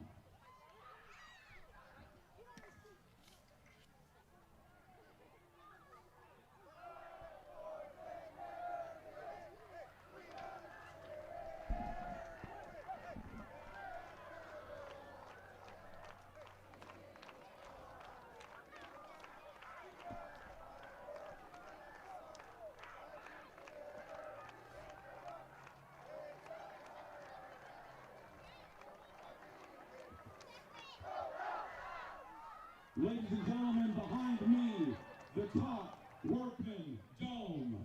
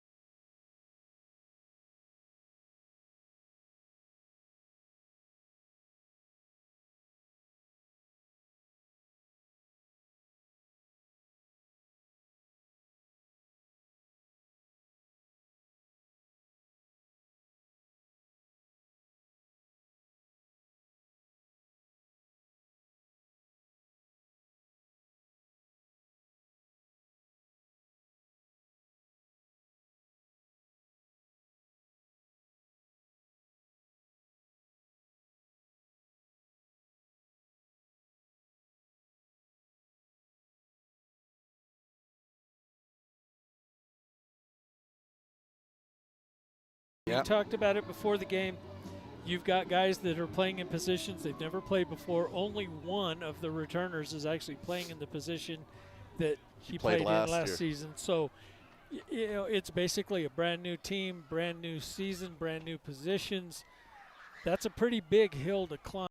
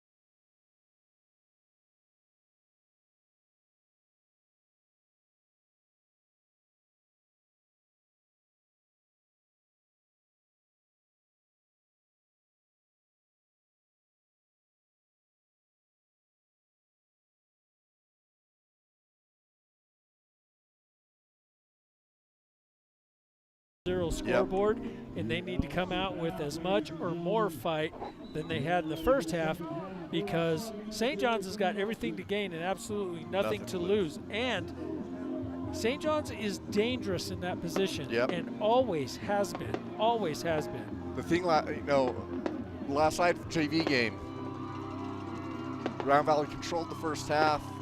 St. John's, like they are tonight, received opening kickoff the second half, returned it for a touchdown, and completely swung the momentum. There for a while, it looked like they were going to take the lead. We had a defensive play, created a turnover, swung the momentum back at the end of the third quarter. So that can happen. We got to be careful here, make sure we don't get a big return. Our kickoff team needs to keep doing what they've been doing. Absolutely, and you know, of course, we've done nothing but talk about Round Valley, but I want to refocus a minute and look at the St. John's offense and what they're trying to do. If they can find their rhythm on offense, and they can get that, if they can get the key blocks they need at the line of scrimmage and get 99 through the line of scrimmage, he's going to be dangerous because he's got size, speed, and power. Our defensive backs are undersized by comparison, so it's going to be a brawl. Yeah. But St. John's has to establish themselves on the line of scrimmage. Yeah. They've got to take control of the line of scrimmage if they're going to get back in this football game, and that's got to be one of the points that the St. John's coaching staff is trying to make with their players is, look, you know, this game is not decided yet. Yep. You are still in this thing. So for the Round Valley fans that don't want to hear me basically waxing eloquent about what St. John's needs to do to win this ball game, I will say this. You know, Round Valley and St. John's, this game is probably one of the best Round Valley St. John's contests I've seen in recent history. I think it's a St. John's is playing with purpose. Round Valley's playing with purpose. There's no sense that anybody is let up, and I hope that continues into the second half, because the games of the 42-point deficit, you know, I think the change in coaching staff in St. John's has basically brought that to an end. Yeah. And that's great, because that makes our football better. Yes. You know, the thing is, like I said, they're tough. To me, what I saw where they started having a little bit of success there at the end of the second quarter was going through their quarterback. You know, he's another big, strong kid. You know, if I was St. John's coaching staff, I would capitalize on that, try to get him some holes on the outside, and that little quarterback draw he ran, and make them not be so one-dimensional. Yeah. Going through 99. One criticism is the St. John's offensive scheme is taking a long time to develop. And when you have a defense like Round Valley's, they're small, they're quick, they're in your face very fast. You can't have those plays that take a long time to develop. Yeah. You've got to be quicker off the ball. You need to get rid of the ball. Yeah. You need to make those decisions faster. And I'm sure that that's part of the conversation that went on at halftime. So I look for St. John's to make those adjustments, come out, change up the snap count, maybe catch Round Valley on their heels a little bit, try to be a little quicker about how they want to do their play-action game. And Round Valley's defense is more than capable of stepping up to meet that. But they can't get soft. Yeah. They can't get soft. They can't decide that they've got this thing won. They've got to show up and make a stop. Yeah, we need a 3-and-out in this first drive, this first possession. Absolutely. Create a turnover, something to really keep that momentum on our end. Absolutely, because St. John's is coming out and they're receiving the ball. Yep. So St. John's is going to come out on offense, and we'll see. This first series, we'll see if that conversation happened and how well it was received by the St. John's offense. Yep. Yeah, I I have a lot of respect for St. John's. You know, they always play their best game against us, and I don't consider the game won until after the time has expired in the fourth quarter and we're packing up and going home. Yep. So for me, all bets are off until the end of the fourth quarter, because I don't count those guys out. You know, they're basically the same kids, just from a different town. So as we go into the CR Propane third quarter, we're going to have about 3 minutes of team warm-up as that counts down right now. We're about, 2.5 away from starting the third quarter. So, folks, get your popcorn, get your drinks, stretch a little bit, get ready, because we got a second half of football coming up straight away. Ethan, what you got? So one thing I've noticed, because I get to watch all the B-roll from the sidelines and everything else that's going on, and one thing I've really noticed with the line this week is when they're really clicking and doing well, you see a lot of pointing and a lot of communicating. They are constantly talking. When we have missed plays, they're not doing that. So whatever they're doing, they need to keep it up. Yeah, I would agree with that. I would agree with that. And that, and that's the key, because the offensive line is where everything happens, right? Yep. The offensive line will make you or break you, especially in a game like this. Okay. The game in the trenches, and what we're seeing is, we're seeing some old school smash mouth control the clock from both sides. Yeah. So we have won the trenches so far with this game. We got to keep that up. Well, 3 games are won. We've done pretty good controlling the battle, but now we need to focus on winning the war. Yeah. I talked off air before the game. My son's been on the varsity team 4 years. He just said the closeness of this group, the accountability to each other, is one he hasn't seen the last 4 years, and said it's they care about each other. When you have that, you're going to have success. They're not pointing fingers at each other. They're going to win and lose together. He said there was no finger pointing come practice on Monday. Everybody owned it, and we're seeing that tonight. And that's key. Yeah. When you have players fighting with each other in the huddle, that's destructive. Or at practice or social media, whatever, Yep. But they've owned it. They've owned the situation. All right, so both teams lined up. St. John's back to receive from the 50. They will be starting the third quarter on the west side of the field. Round Valley starting and kicking from the east side. I'm with Wes. This is weird. We're never like ahead of the schedule on every break. Everyone on the field ready to play. It's almost like, come on, let's go. Yeah. Yeah, Come on, refs. I feel the same way. I got here at 3 o'clock, and it was weird just having time, sitting around waiting.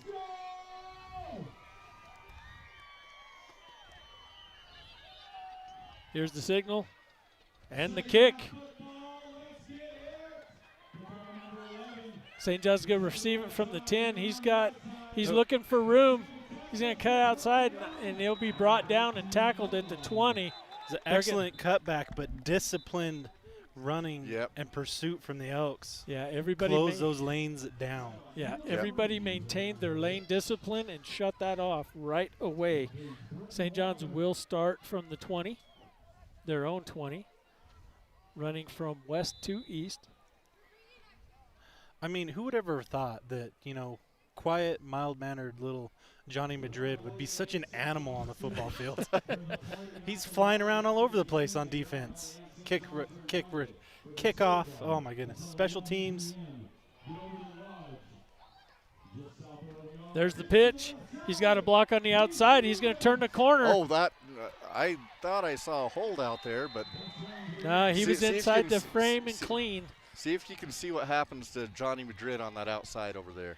He got picked up by the wide out. What do they call him now? Wide receiver there. Yeah, the wide receiver just picked him up, kept his hands inside the frame, and just drove him off the ball. It's now 1st and 10, St. John's, from their 39-yard line. Little bit of a miscue. The quarterback's going to get wrapped up and buried. Maybe a loss of 2. Yeah, that didn't look like that's what he wanted to happen. No, I think there was a lack of communication between him and the running back. I think he was supposed to hand that off, and it just didn't happen. We have a second. We'll take another look at it. I just had a mosquito fly up my nose. That don't happen. That's in the rude. dome. That hurts. Well, he's dinner now.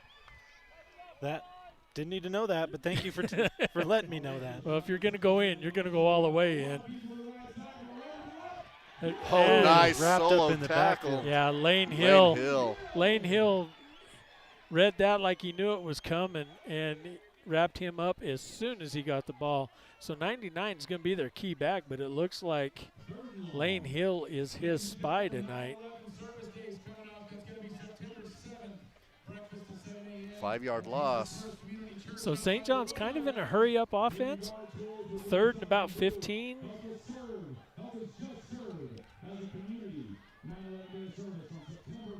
Trips right, man in motion. He's going to roll out to the right side. He's looking. He's got 3 down at the 40, and he's hit and wrapped up just inside the 43. Great job, Kamari, pursuing the ball. Kamari and Walker. That's going to pick up some of it, but not all of it. So it's going to be 4th and about 8. No, I really 7. like the way that the Round Valley defense is playing that. Is they're playing soft enough, like keep the ball in front of them. Yep. Yeah. Let him go ahead and catch it, and then stop him after the fact. Yeah. You're not seeing the over pursuit like you saw last week at all. Yeah, they're keeping good angles, coming back to the ball. Peyton Tucker back at nose guard. Have some new gut bodies in the game. Here's that is going to be. Yeah, that's going to be intentional grounding. Yeah. 1, it didn't cross the line of scrimmage, and 2, he was inside the tackle box when he got rid of it. So number 66 wasn't even really looking. Yeah, no. You do that on. When you're facing your own goal line and throw the pass, it's probably a penalty. Well, and here's the killer. So it's loss of down. You give Round Valley the ball inside the 50. Oh, yes. It's Yeah, lost that's- down. that's That a- is first. That is offense. Intentional grounding, St. John's. It's a loss of down. First down, Round Valley. Yeah, so Round Valley's going to get the penalty and the ball on the 26-yard line going in. Not the way St. John's wanted to start the second half, I would venture to guess. Yeah, I Nope. mean, Yeah, and it's a spot foul. Ooh, that is Yeah. painful. That's a killer. So with the loss of down, it'll go over to Round Valley. So here in the Sierra Propane third quarter, Round Valley up 22-0 with 9:24 left. Here's the snap. Hand off to Crick. No, it's a keeper. Luker's going to dig, but not go anywhere. In fact, that's going to be about a 2-3 yard loss. So St. John's defense tightening up a little bit. Reed and Luker a little tougher than they did in the first half. Luker the ball will be spotted at the 29.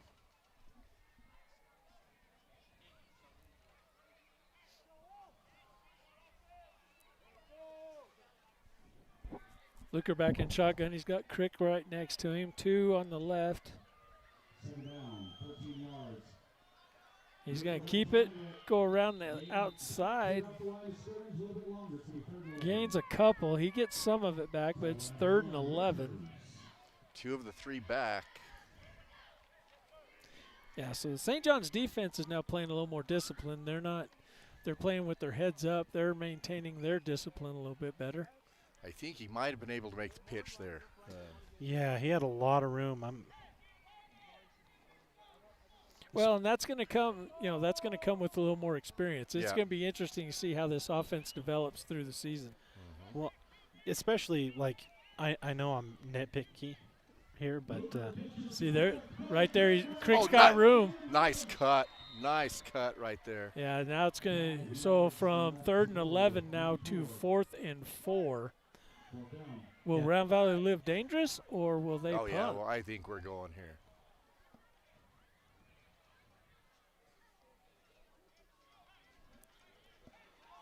yeah, but on 7-yard that gain. first pitch play I was talking about, like that end was standing, but his hips were turned to the inside. Yeah. So even though he was technically staying home, like he was not in a position to turn around and catch Yeah, Crick. he was not going to Yeah. be able to get out there. So essentially he was out of position. Luker bounces out. He gets a first down. Cuts inside the Oh, tackler. just short. He's in. Did he get inside the 5 or did he get to the Yeah, 5? he's to at like the 2. 1 or 2. 1 or 2 Yeah, yard so- line, depends on the spot, but Yeah, it's going to be about my the 2. goodness, we got to watch this again. Key block on the outside over there. Oh, nice look there. Whoop. Yeah.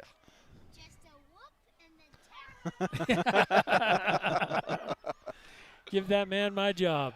There you go.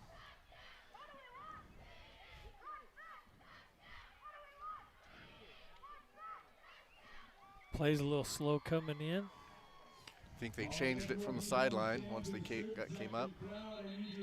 Ah, Yeah, Not the that's delay. it was taking much. too long. I know. Play a game, Round Valley. Yeah, everybody's got to keep in mind the 40 seconds clock starts as soon as that ball's Yep. spotted. Yeah. So the ready for play doesn't really happen. yeah. Ball on about the 7-yard line. Room for the shotgun, Brody Crick back with him. Crick got it back. He's almost back to the original Yeah. line of scrimmage. So lost 5, gained 5 for a net 0. So second down and 3 Yep. going in here in the Sierra Propane third quarter. Round Valley's up 22-0. Clock counting down at 6 minutes.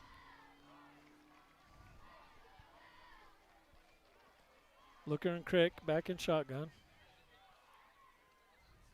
2 receivers to the far side. Oh, yeah. We got beat on that one. There was no place to go there. St. John's came hard. They came hard through the gaps, and they were not picked up. So, Well, they've Third got and 5 down linemen. Yeah, I think there was some confusion from the offensive line on who was getting who. Yeah, but they almost took the handoff. Yeah.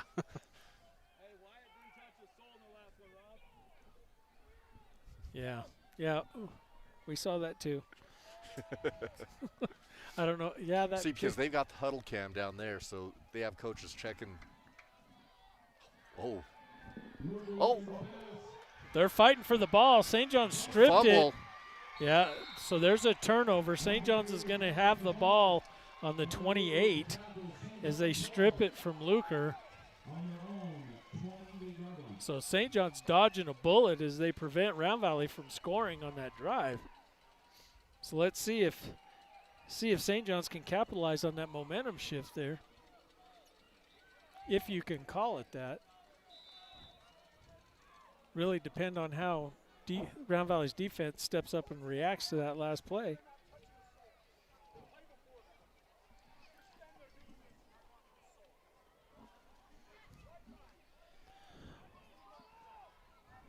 Four minutes, 58 seconds left in this Sierra Propane, the third quarter. St. John's looking to get to work here. Keeper, there's the pitch, and he's buried in the backfield for a loss of about 2 or 3. Luker's like, okay, I'm getting that one back. So now St. John's second and 12. Second 13? 12? 12, 13. Yeah, did you give him credit for the tackle after the fumble? Yes, I did. All right, just making sure. That's what I was just doing right there. As I was, gave him 2 tackles right there. Grand Valley in zone here. Battling through. He's going to get maybe 3 yards, 3 or 4 of that back. So now it's 3rd and 8 for St. John's. Yeah, they're just poor Peyton Finch is just getting manhandled there in that interior line. Peyton Tucker. Or Peyton Tucker. Did I say Finch? Yeah. Sorry about that. Peyton Tucker. Mighty Mouse is just getting beat up in there. Quarterback's got time. He's rolling out. Still got time. He's looking. Oh! There's the hit as the ball gets there. Great catch by number 3. I don't know how he hung on to that, but he did. I thought, oh, Walker's going to cut him in half. Yeah, he almost did. Yeah. He earned it. Congratulations, young man. That was a great catch. Great concentration there. Yeah. So that will give St. John's first down on the 48, on their own 48, with 3:15 left here in the Sierra Propane third quarter. Wow, where did the third quarter go? Yeah, it's flown by. It's usually the quarter that drags, and it's flown. Nose guard getting blown off the line. Great job, Clark, coming up. Yeah, you're starting to see, so if you watch St. John's offensive line, they're now starting to pick up the blocks they need to block. The problem that they're having is they're not picking up the secondary as well as they should be or could be, in my ever so humble opinion. So now 2nd and 8 for St. John's. 2:30 here in the Sierra Propane third quarter. Oh. Yeah, misdirection, and Lane Hill's right there on top of him. Somebody went the wrong way. Yeah, he turned to hand the ball off. There's nobody there. Yeah, Lane Hill was on top of him, and he turned, and there was a glorious absence of presence. So now 3rd and 8.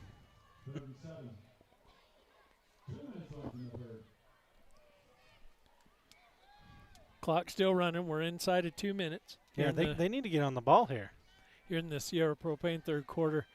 Yeah, they do. They are sure taking their time. Is this timeout territory? I don't know if they're going to get this off. They slowed down. You know, they came out early. They were really quick to the ball. They got it off. Oh, nice. Oh. And it's intercepted. Intercepted by Round Valley right at their own 49-yard line. Kyle Clark. Yeah. Joa Brown. Was that Joa Brown? That goes to Joa Brown right there. Yeah. Quarterback hit as he was throwing the ball. Round Valley comes up with the interception. So now Round Valley gets a chance to maybe get their touchdown back. Yeah, great job there getting his hand up in the passing lane, disrupting pass. Yeah. St. John's quarterback slow to get up and struggling to get to the sideline. Hope he's all right after that hit. My goodness. Hope his arm's kind of an awkward hit, the way he fell into the other Round Valley player as well. And how getting hit as you're throwing like that scares me when that arm gets hit in the throwing motion. Yeah. Delay a game, Round Valley.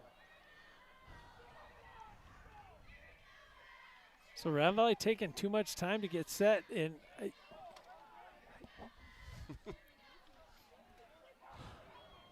so now it's going to be 1st and 15 for Round Valley. More field to run on. Jose Leon, his first carry of the game. He's going to gain about a yard is where they're going to mark it.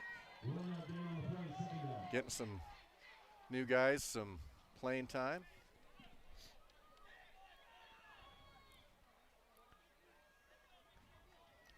Why is the clock stopped? I don't know. Yeah, they're like, wind that sucker.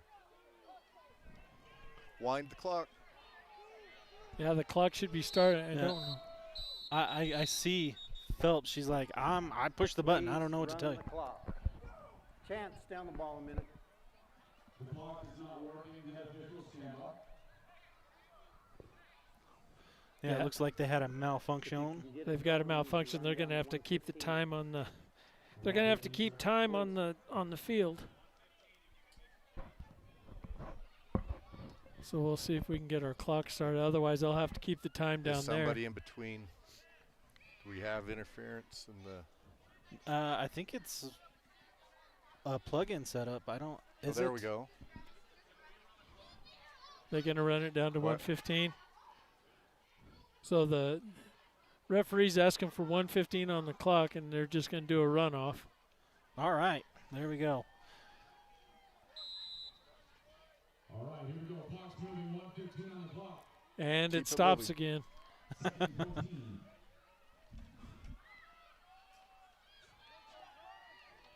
To the 47, 48-yard line. Looks like a loss of about. No, 2. gain of 2. Yeah, it a gain gain of of 2 2? because Yeah, we're we're behind the stick. sticks. Yeah.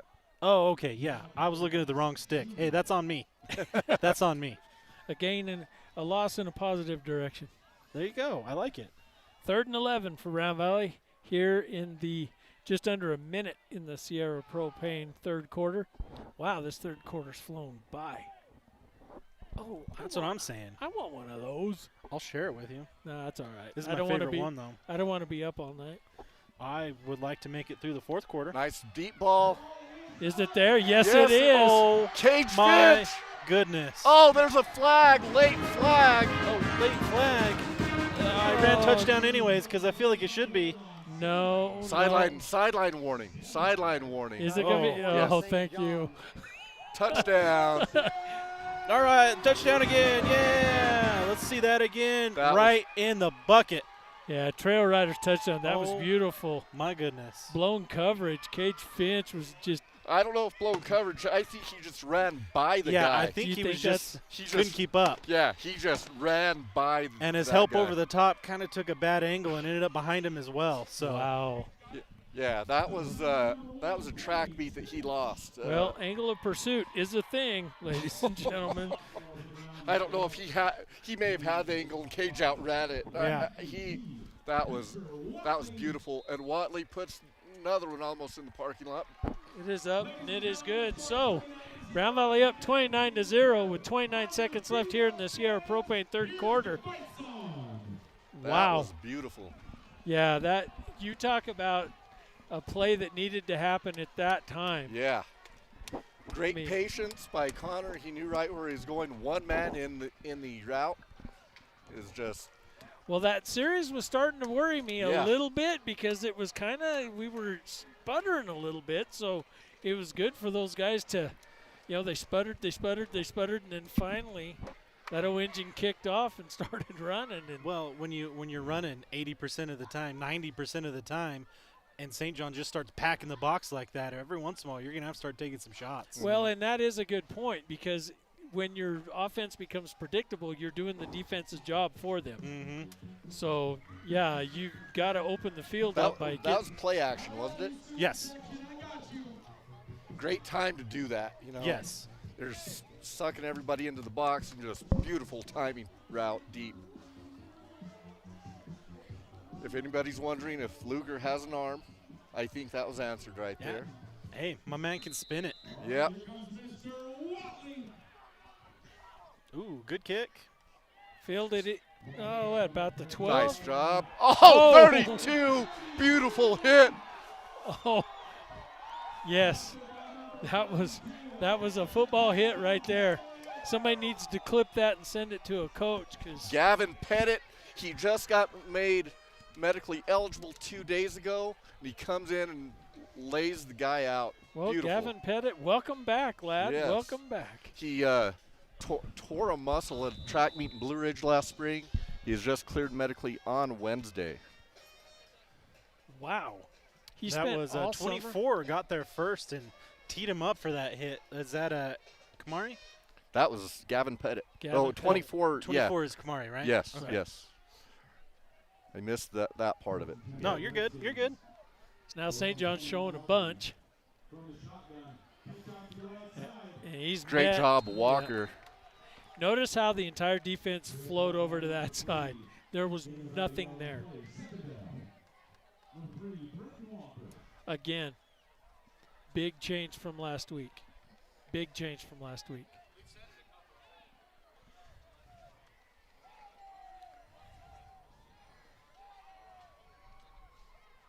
Yeah, I love the way Round Valley's playing defense this year, keeping everything in front of them and just flow to the ball. So, ladies and gentlemen, that is the end of the Sierra Propane third quarter as we get ready to go into our Molly Butler's fourth quarter. Yes. If you're up in Greer, go get some mud pie. Or fruits of the forest, if you have taste. Okay. I'm going to. Oh. You know what? I got to lay off the desserts, but I'll tell you, you know what my go-to is? And I get it every time I go up there. And, yes, it might be a little bougie, but I get the filet with mushrooms and the mashed potatoes and the Mormon gravy. Oh, good Lord. I don't have room for dessert after that. I get, when my wallet's feeling like it needs to be lightened, I order the off-menu Haas Cut prime rib. I did not know that. I'm going to have to try that now. It is like 2 Wow. inches thick, but you pay for it. Well, I'm buying filet. I don't care. I'll pay for that. Is that like it's there, but it's market price? You know what? When I show up Molly's, I show up to Molly's to eat. Yeah. I like it. If I want budget, there's other places to go. Yeah. When you want to treat yourself, Yeah. I'm sorry, but am I unplugging? Oh. I'm over Quit here. harassing those ladies. Well, I Dan. keep kicking the power strip. I'm getting all excited over here. Oh, St. John's under pressure. Quarterback. runs for his life and makes something good out of it. Yeah, he gets a first down, but wow, that pocket dissolved quickly. Yeah, great pursuit. Just a little bit too sharp of an angle. Well, it looked to me like he broke one tackle Yeah. to make it happen. Yeah, you went through an arm tackle right there. Oh, right there? Yep. Walked her over to get him out of bounds. 11:52 here in the Molly Butler's fourth quarter. Round Valley up 29-0. Quarterback back in shotgun. Up the middle, and he will be stopped by Lane Hill after a gain of about 5, maybe 6. Yeah, glad to see St. John's quarterback McCray Johnson being tough out there, back on the field and performing well. Yeah. I was worried we were worried after that last play.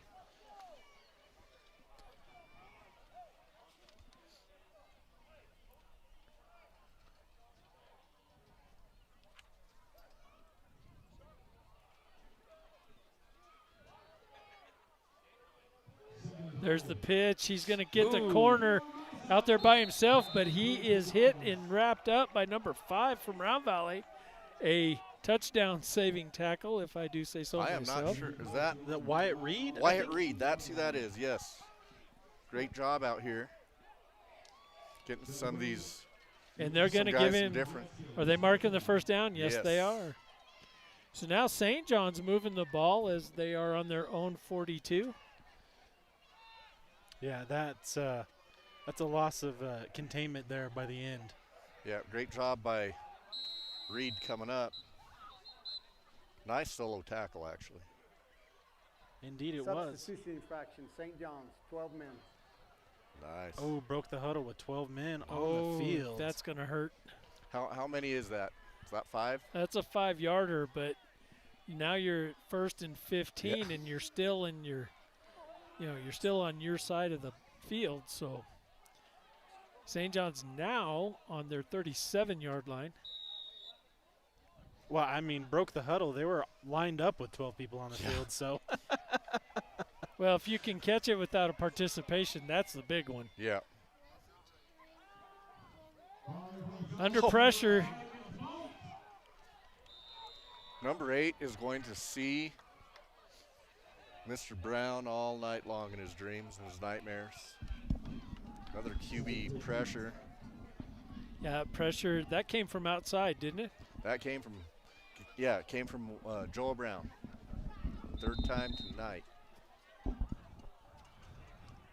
Timeout, St. John. Yeah, St. John's wants to talk about for a minute is they are now 2nd and about 14. The quarterback's like, who is supposed to be guarding number 50? You guys realize that he's there? They're on our right side. I don't want to see him in my face anymore. Well, if they're smart, they're just listening, and the coach is the only one talking.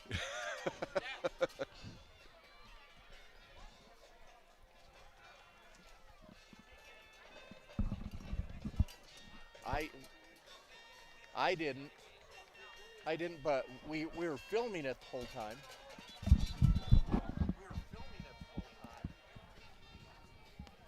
Okay, so after the timeout, 10:29 left here in the Molly Butler's 4th quarter. Round Valley up 29-0. St. John's on their 38-yard line. It's 2nd and about 14, 2nd and 15.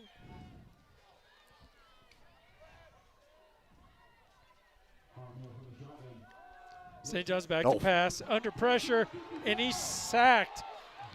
No, it's loose. Ruled it a fumble. Oh. And Round Valley's going to recover at the 12, and there is a flag. So is that a flag or a marker? No, I think it's a flag. Way back there, what's that? 32 recovered it. Well, so if his hand's coming forward, the ball didn't get to the line of scrimmage. Could be intentional grounding. Oh, but if it goes backward, that's a lateral. Right. So it really depends on what they're. Yeah, they got something to talk about here. We'll wait for There's no for intentional grounding. The pass was backwards. It'll be Round Valley's ball, 1st and 10. Yes. Yeah, I'm sure Fumble. St. John's would have rather had the intentional grounding. But yeah, so Gavin Pettit with recovery. On the backwards pass. Joel Brown almost had a touchdown. Yeah, he just missed the scoop. Going for the scoop and score. You know, you do those drills as a lineman, you're like, it's never going to happen. Great job, Brody Finch, the QB pressure. Yeah, so now Round Valley's inside the 10 here with 10:18 left in the Molly Butler's 4th quarter. Finch coming back from an injury last week. First game of the year for him. 22. Did he got close. He's like inside the 2. He's just short. Second down. Yeah, second. J.J. Logan with the run. Yeah, so out of 5 yards on the carry. 2nd and 2 from the 2. Ooh, cutting it close on that. He started the swipes as we were getting the ball off.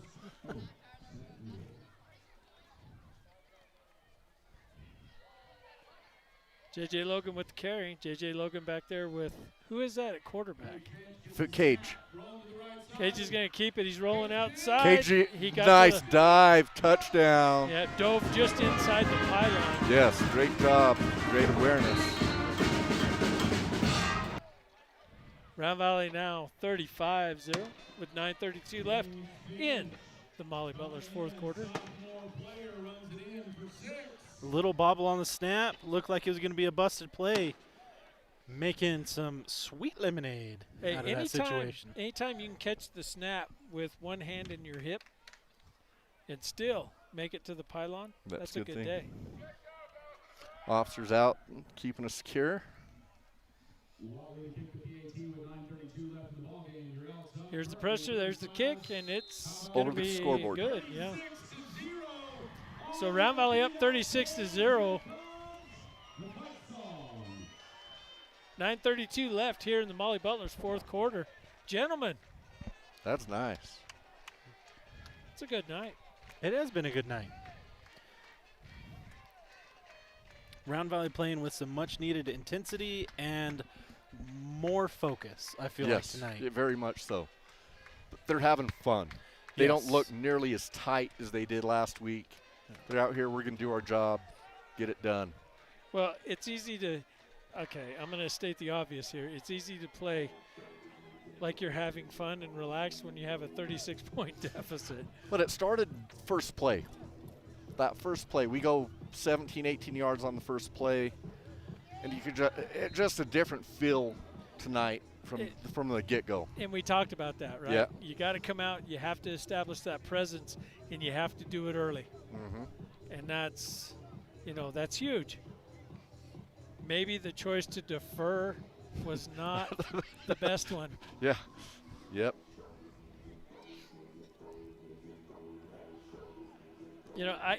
Still the mindset is first one to score is going to be the first one to win. And that's the way a lot of these young men think.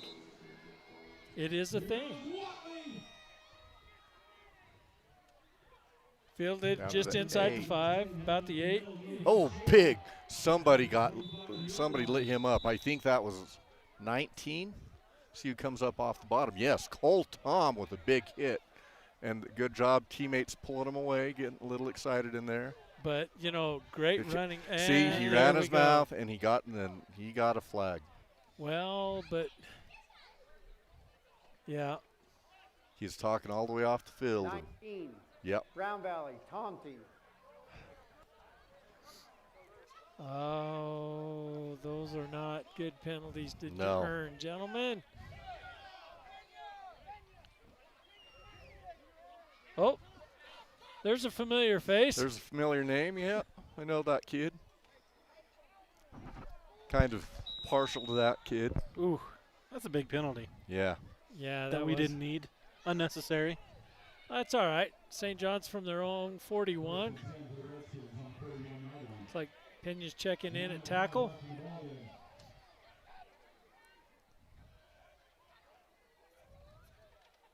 There's the pitch to 99. Oh, almost hit in the backfield. Got stepped on and rolled up a little bit. St. John's with the gain of about 7. Bringing it down to, the 48-yard line? So 2nd and 3 for St. John's. Round Valley trying to get their shift in before the ball snapped. Little confusion on defense.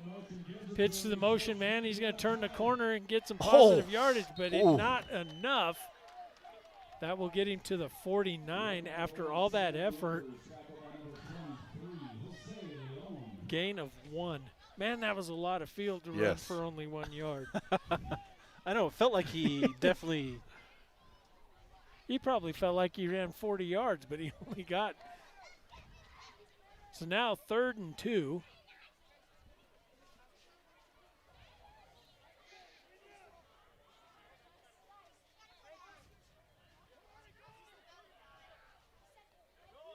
Here's the snap. Quarterback's going to keep it. He's got room. He's got the first down. He's going to fight down to about the Round Valley 41, 42-yard line is where they're going to mark it.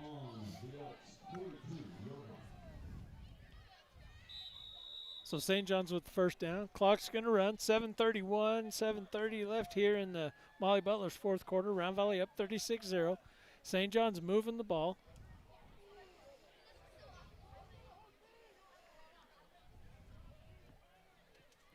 Here's the snap. Oh, he's hit and met at the line of scrimmage. That's for a no gain. So Round Valley's defense stepping up big with the stop there. So it'll be 2nd and 10 for Round Valley. Clock continues to run. We're inside of 7 minutes. 36-0. Molly Butler's 4th quarter. Never get tired of saying that. No. Leon making the most of his opportunity here late. He's been in on several tackles. A lot of young men coming in off the bench, getting their opportunity tonight. Yep.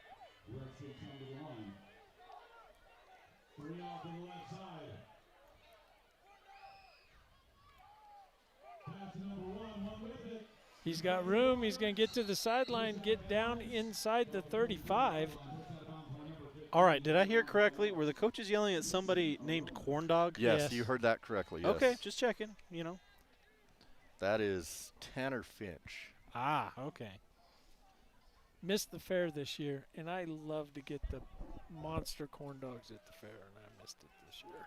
I do not know the story behind that nickname. I don't either. Well, I think corn dogs are involved. I think we can glean that. 99 with the carry is going to get down to about the 25. St. John's moving down the field now. Cage Finch with the tackle. You know, these are valuable reps for your underclassmen and your second string. Yes. You know, these pay dividends later on in the season, well, playoffs. You people have are to hurt. do this. Yes. You have to do this. These guys have to get real live game time, because if you don't, when you need them, they're not going to be there for you. Oh, he is hit. Oh! Way to fight through. Fought through Joe's tackle. I think he was going for the steal on the ball. Yeah. Instead of wrapping him up. But hey, you know, a stop is a stop. Mm-hmm. St. John's still no gain for 2nd and 10. You can tell Pettit's only had 1 day of live practice because he's feeling his wind a little bit right now.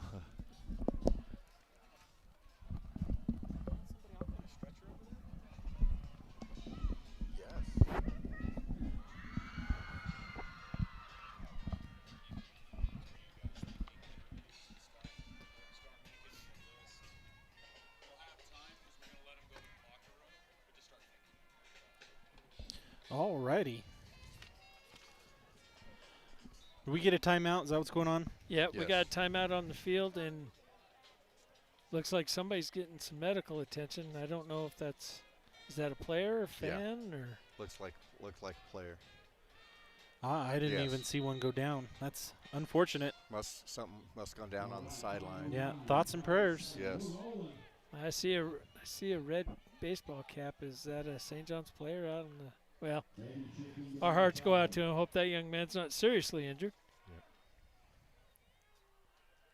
St. John's in shotgun. There's a snap.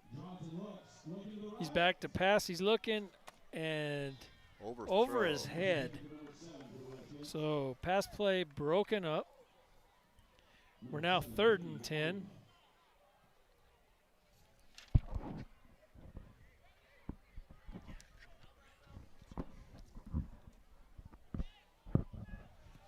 All right, so St. John's 3rd and 10 from where are they at? The 25-yard line still.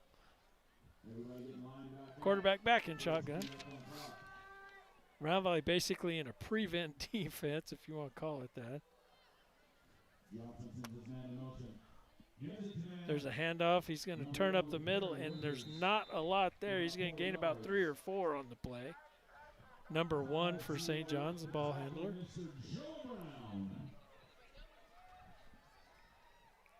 So now it's 4th and about, what would you say, Stephen, about 7? Yeah, I'd say 4th and 7 there. Just under 4 minutes left to play here in this Molly Butler 4th quarter. Wow, it seems like St. John's taking a long time to get their plays in. Yeah, there's no way they get this play off. There's somebody else sitting down over there on. Okay. The set of shoulder pads. There's a set of shoulder pads one of the coaches is holding over there. Yeah, that's a shoulder. Oh, Lane Hill with the big hit in the backfield, and no. No, that. Man, they didn't whistle it. No, because on the tackle he landed on the Round Valley player. And he got up up and ran. Okay, so who's out there throwing hooks? Why are we out there throwing hooks? See, and that was the St. John's player got mad because they tackled him. Yeah, but our player is the one that came up swinging. Unsportsmanlike conduct, 51, Round Valley. And that's gives him a first. But was it at post possession? It was after a push. He got pushed in the back, Round and Valley he was ball. upset. Well. So, I mean, I'm not excusing it. No. I'm just saying that's what I saw. It looked like he got pushed from behind. But they're not going to catch the guy that pushes from behind. They always catch the guy that starts swinging. And that's you got to control your emotions. You know that can cost you in a game, in a close game. Yeah, that's huge because now that's going to give St. John's the first down they needed. No, it's post possession. They signaled Round Valley first down. It was after we stopped him. Oh, was that? Okay, so it's dead ball, but now Round Valley's still backed up to the 10-yard line. So, instead of having the ball at the 20 or at the, 25, we're now back to 10, 15-yard line. Yep, 10-yard line. Yeah, hit and wrapped up for a loss of a – nope, they're going to mark him back at the 10, so no gain. No gain, no loss. Net 0 on that. Ladies and gentlemen, Round Valley hosting the Eagles of Thatcher High School right here next week. We hope you join us.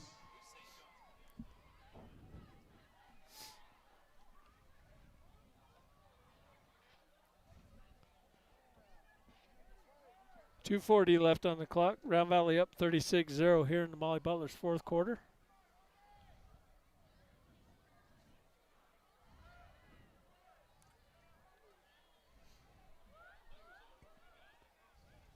Cage keeps it. Oh, he's got a hole. Oh, nice move. He's at the 40, the 50, the 40, and he is knocked out at the 25-yard line. I mean, excellent effort, number 3 from St. John's. What's that kid's name? I don't know, but it was all he could do to get Rabin, my goodness. Way not to give up on that play. Wow, it was all he could do to get there.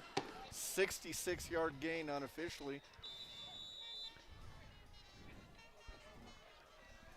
That gave us a little bit of breathing room. Yeah, I'll say.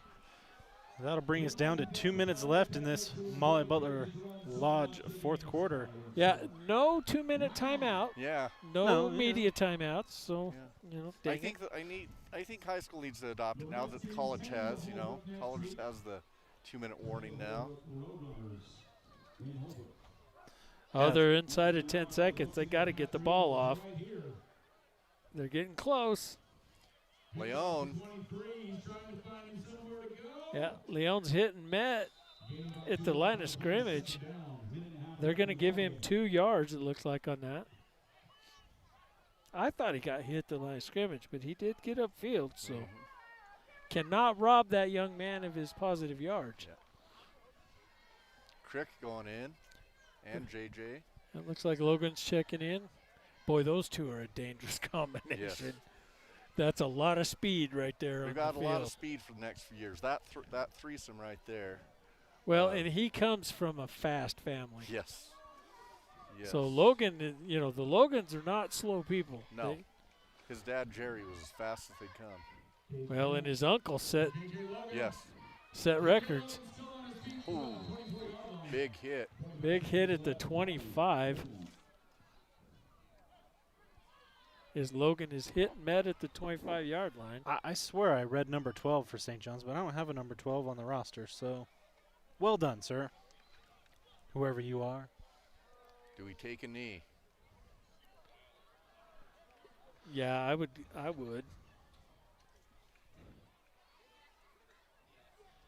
And we're not. This will be the last play.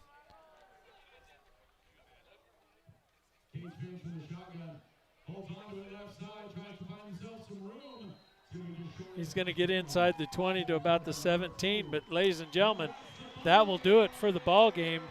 Round Valley ending it 36-0 against St. John's here on Dedication Friday night. I think Coach Workman would definitely be proud of his Elks tonight. They're not going to shake hands. Oh, yeah, they are. Oh, I guess they are. Yeah, they are. He is looked like he is waving them the other way. Yeah, they are. They are. I think some of the coaches are going to go in, but everybody else is going to head to the. Quite the fireworks display.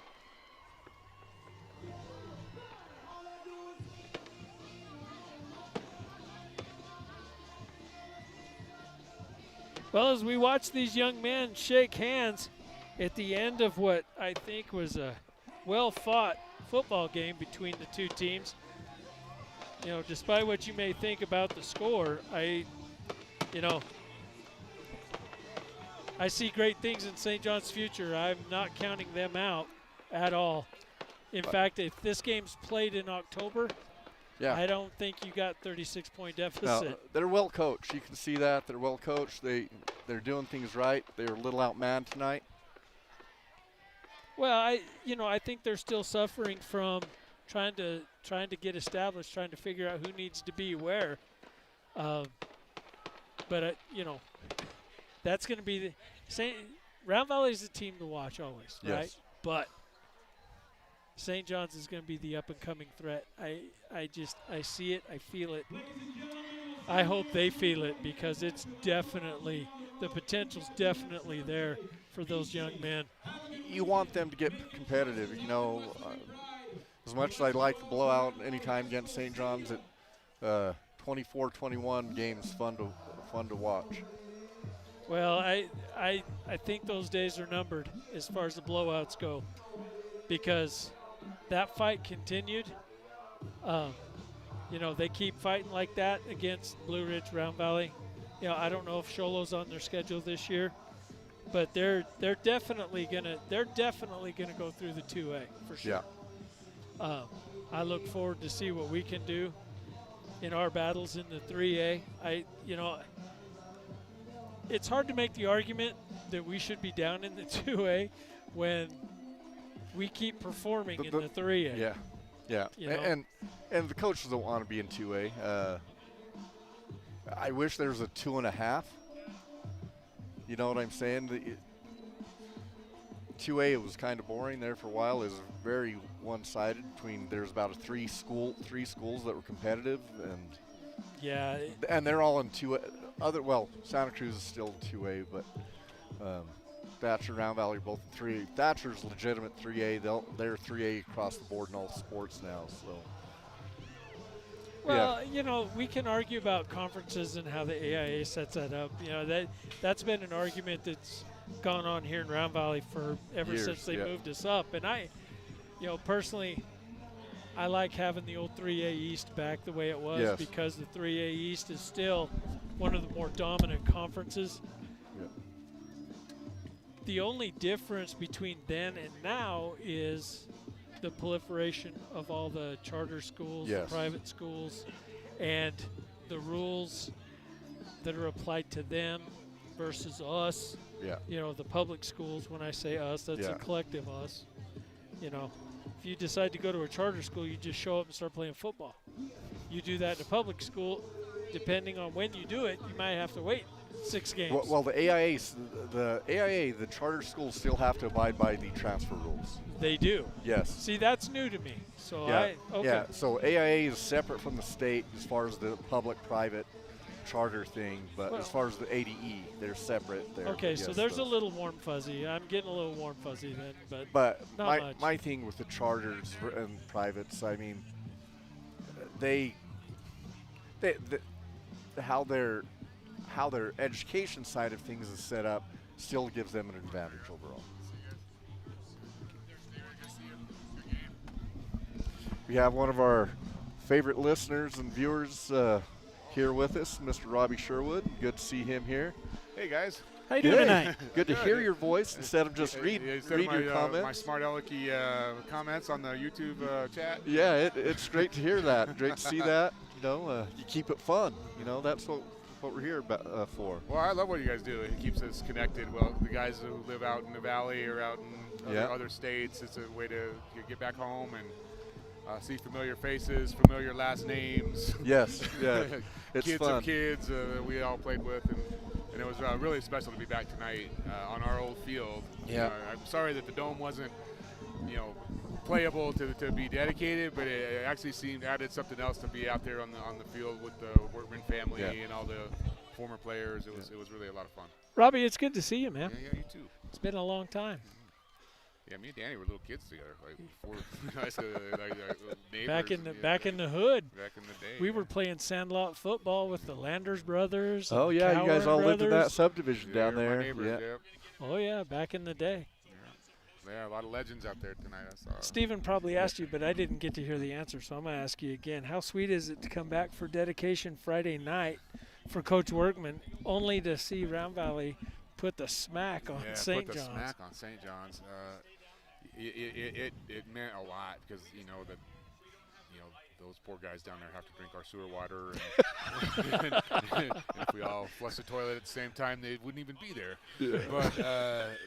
But yeah, that was that meant a lot, and it meant a lot. So I'm class of '86, so I was on the 1985 last championship team of Workman where we tied Snowflake. We had one loss that year, and it was to St. John's. Yeah, so a heartbreaker. Throwback to the quarterback, Crosby. Yeah, Yes. that was a tough game. I was the defensive back on the other side of the field watching in horror. Well, I'm going to tell you, I came in as a freshman in '86. Stephen was sophomore, and I think for the next 2 years we all paid for that game.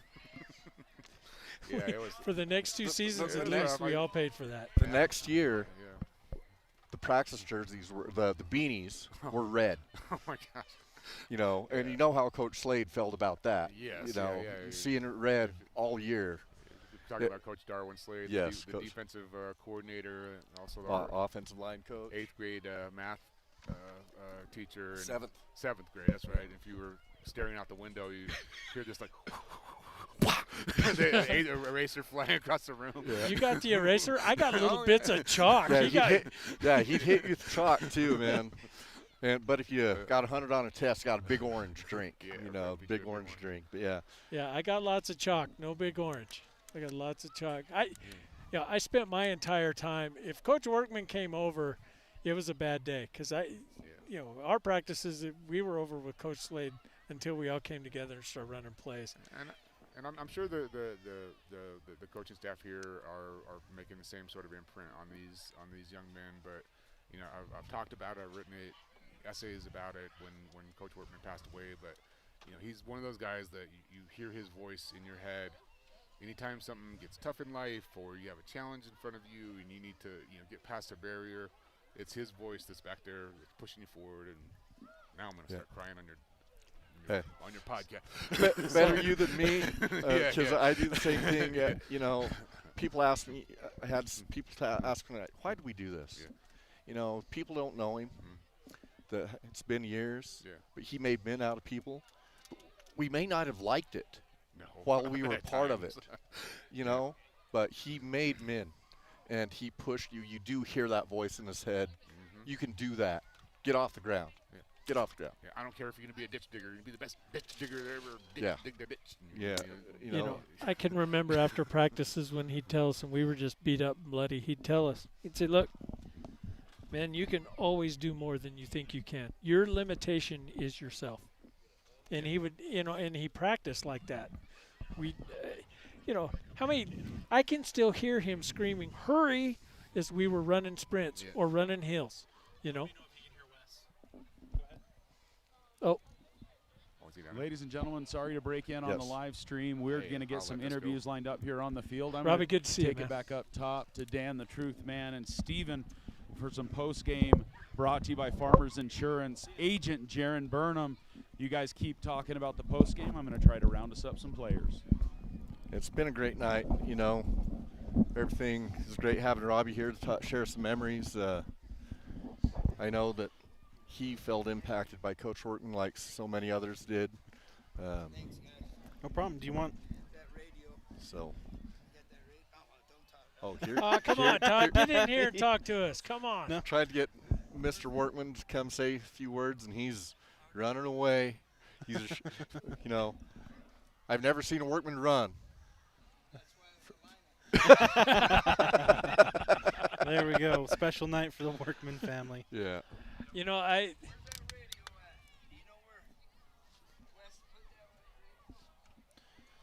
have no idea. It'd be over there on that table. This?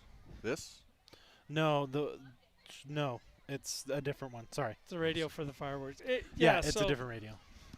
In talking to Robbie, that brings back a lot of memories. And it's funny when you think of the generations of players, right? You've got all these generations of players that were all filtered through Workman's football program, and all of the experiences are the same. Didn't matter if you played in 88 or you played in 78.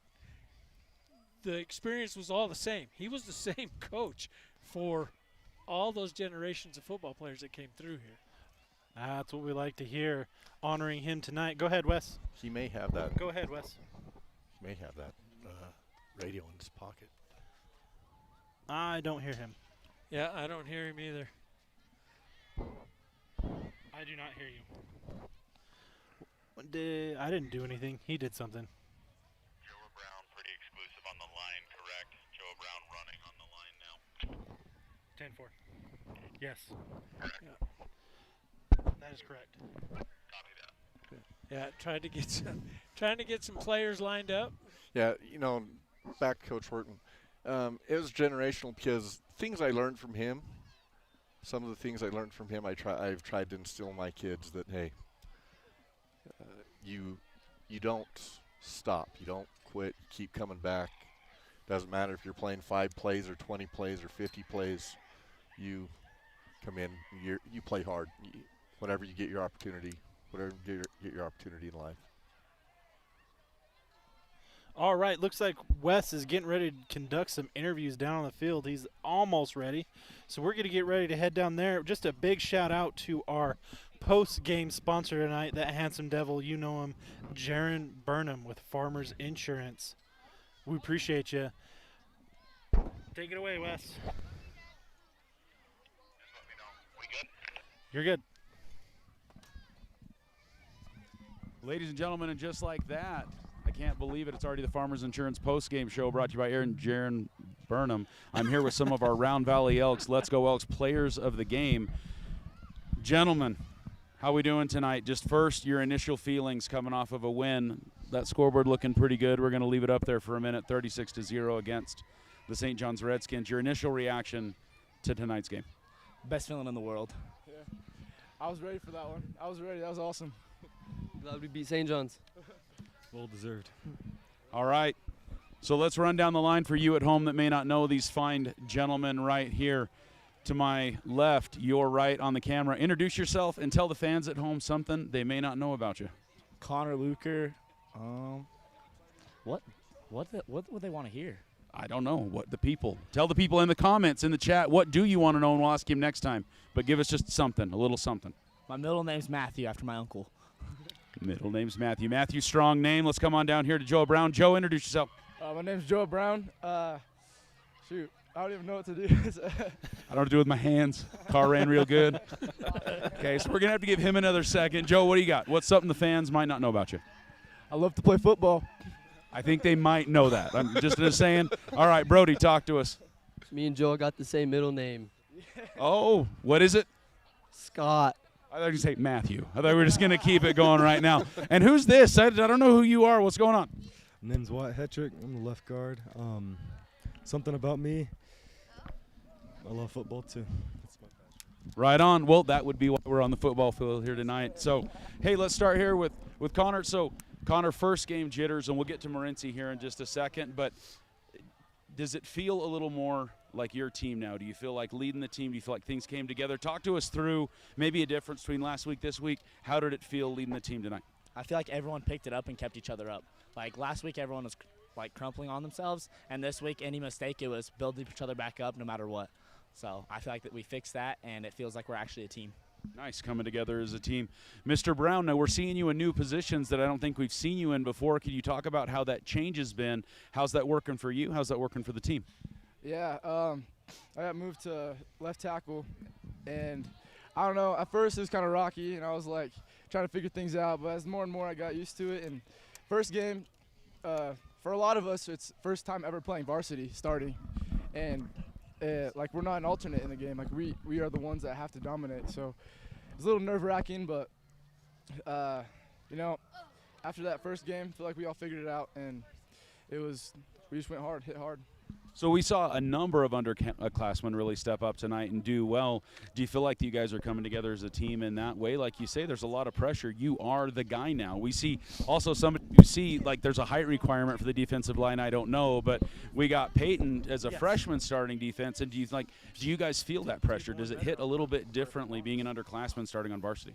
Oh yeah, for sure. You've got like usually it's nice when you have upperclassmen to come help you out, but we didn't really have that. We had a couple seniors that we had like maybe how many 8 this year? Yeah, this year. This year we have like 10 to 15. Yeah, 10, but like none of them play the positions that I play or the line really. So I don't know, just kind of nerve-wracking to do that. And what an interesting change, because you look up to people, right? Like your 7th, 8th grade, you're looking up to these people. They're huge. They're like the Riker marbles and stuff, right? And all of a sudden, you are that person now. And what a paradigm shift for you, right? So we look forward to seeing more and more from this man being a key part of the foundation of what we see on the Elks line there.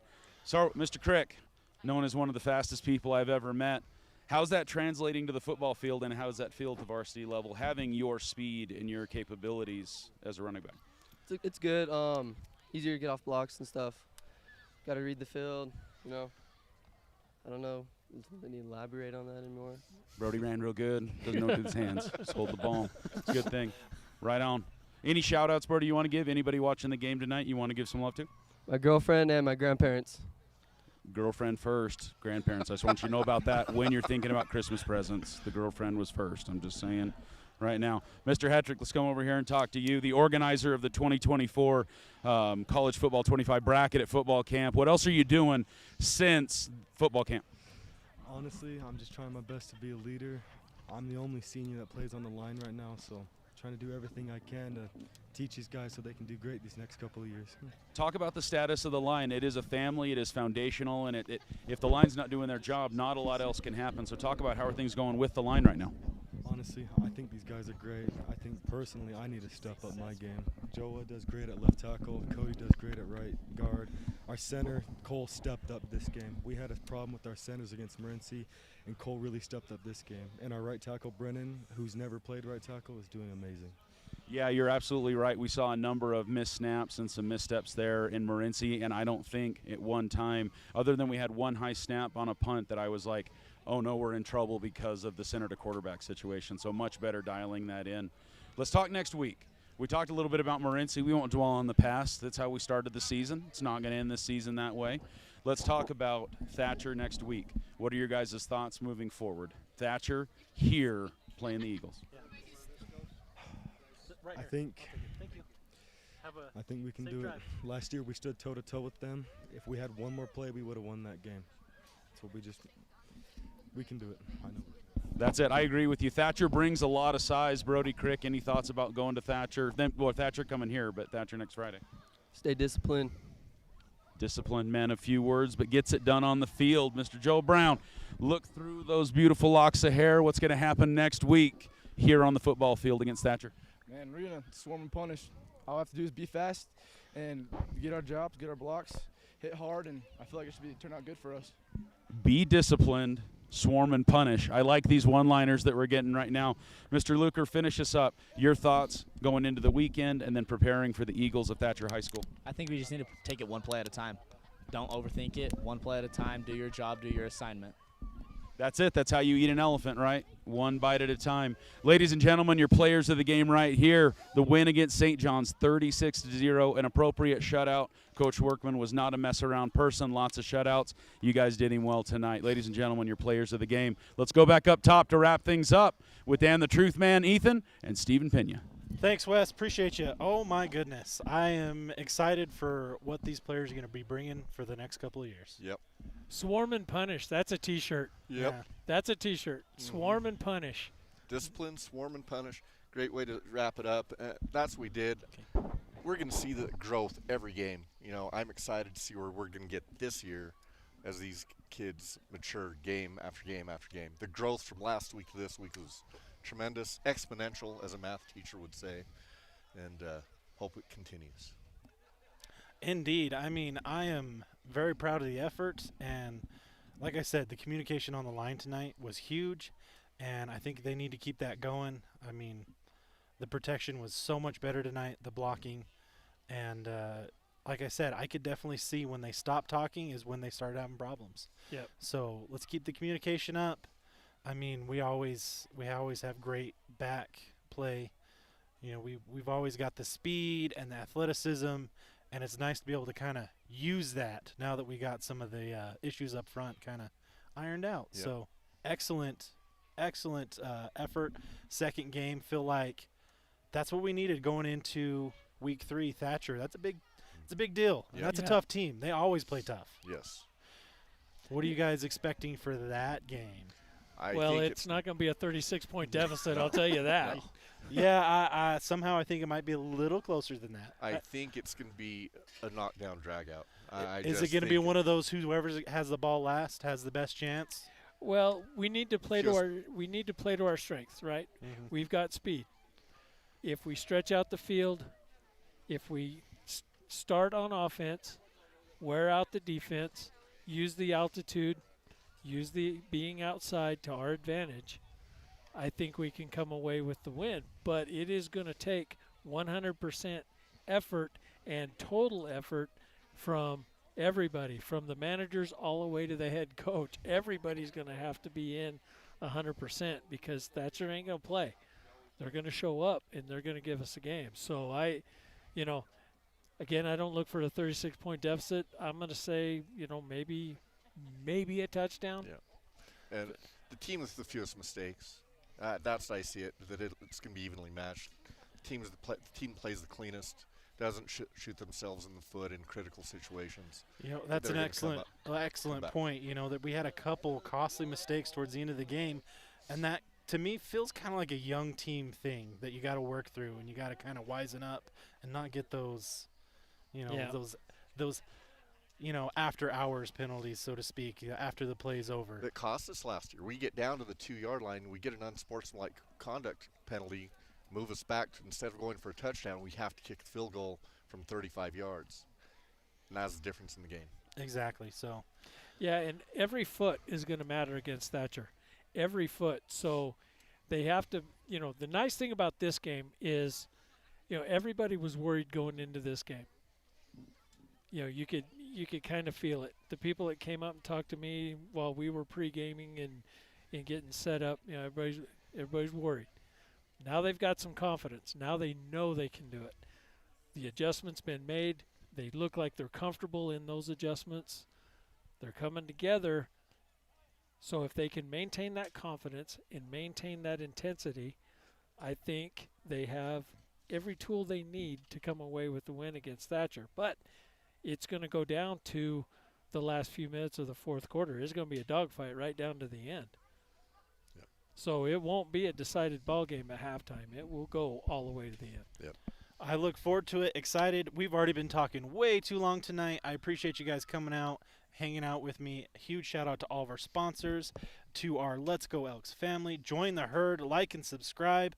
join Team Gold, Team Black, which, is really the only team that I care about is Team Black, but, whatever. Hey, guys, I had a great time, and have an excellent evening. Thank you to Dan Muth. Thank you, Mr. Stephen Pena. I'm Ethan Holiday, and we are out of here.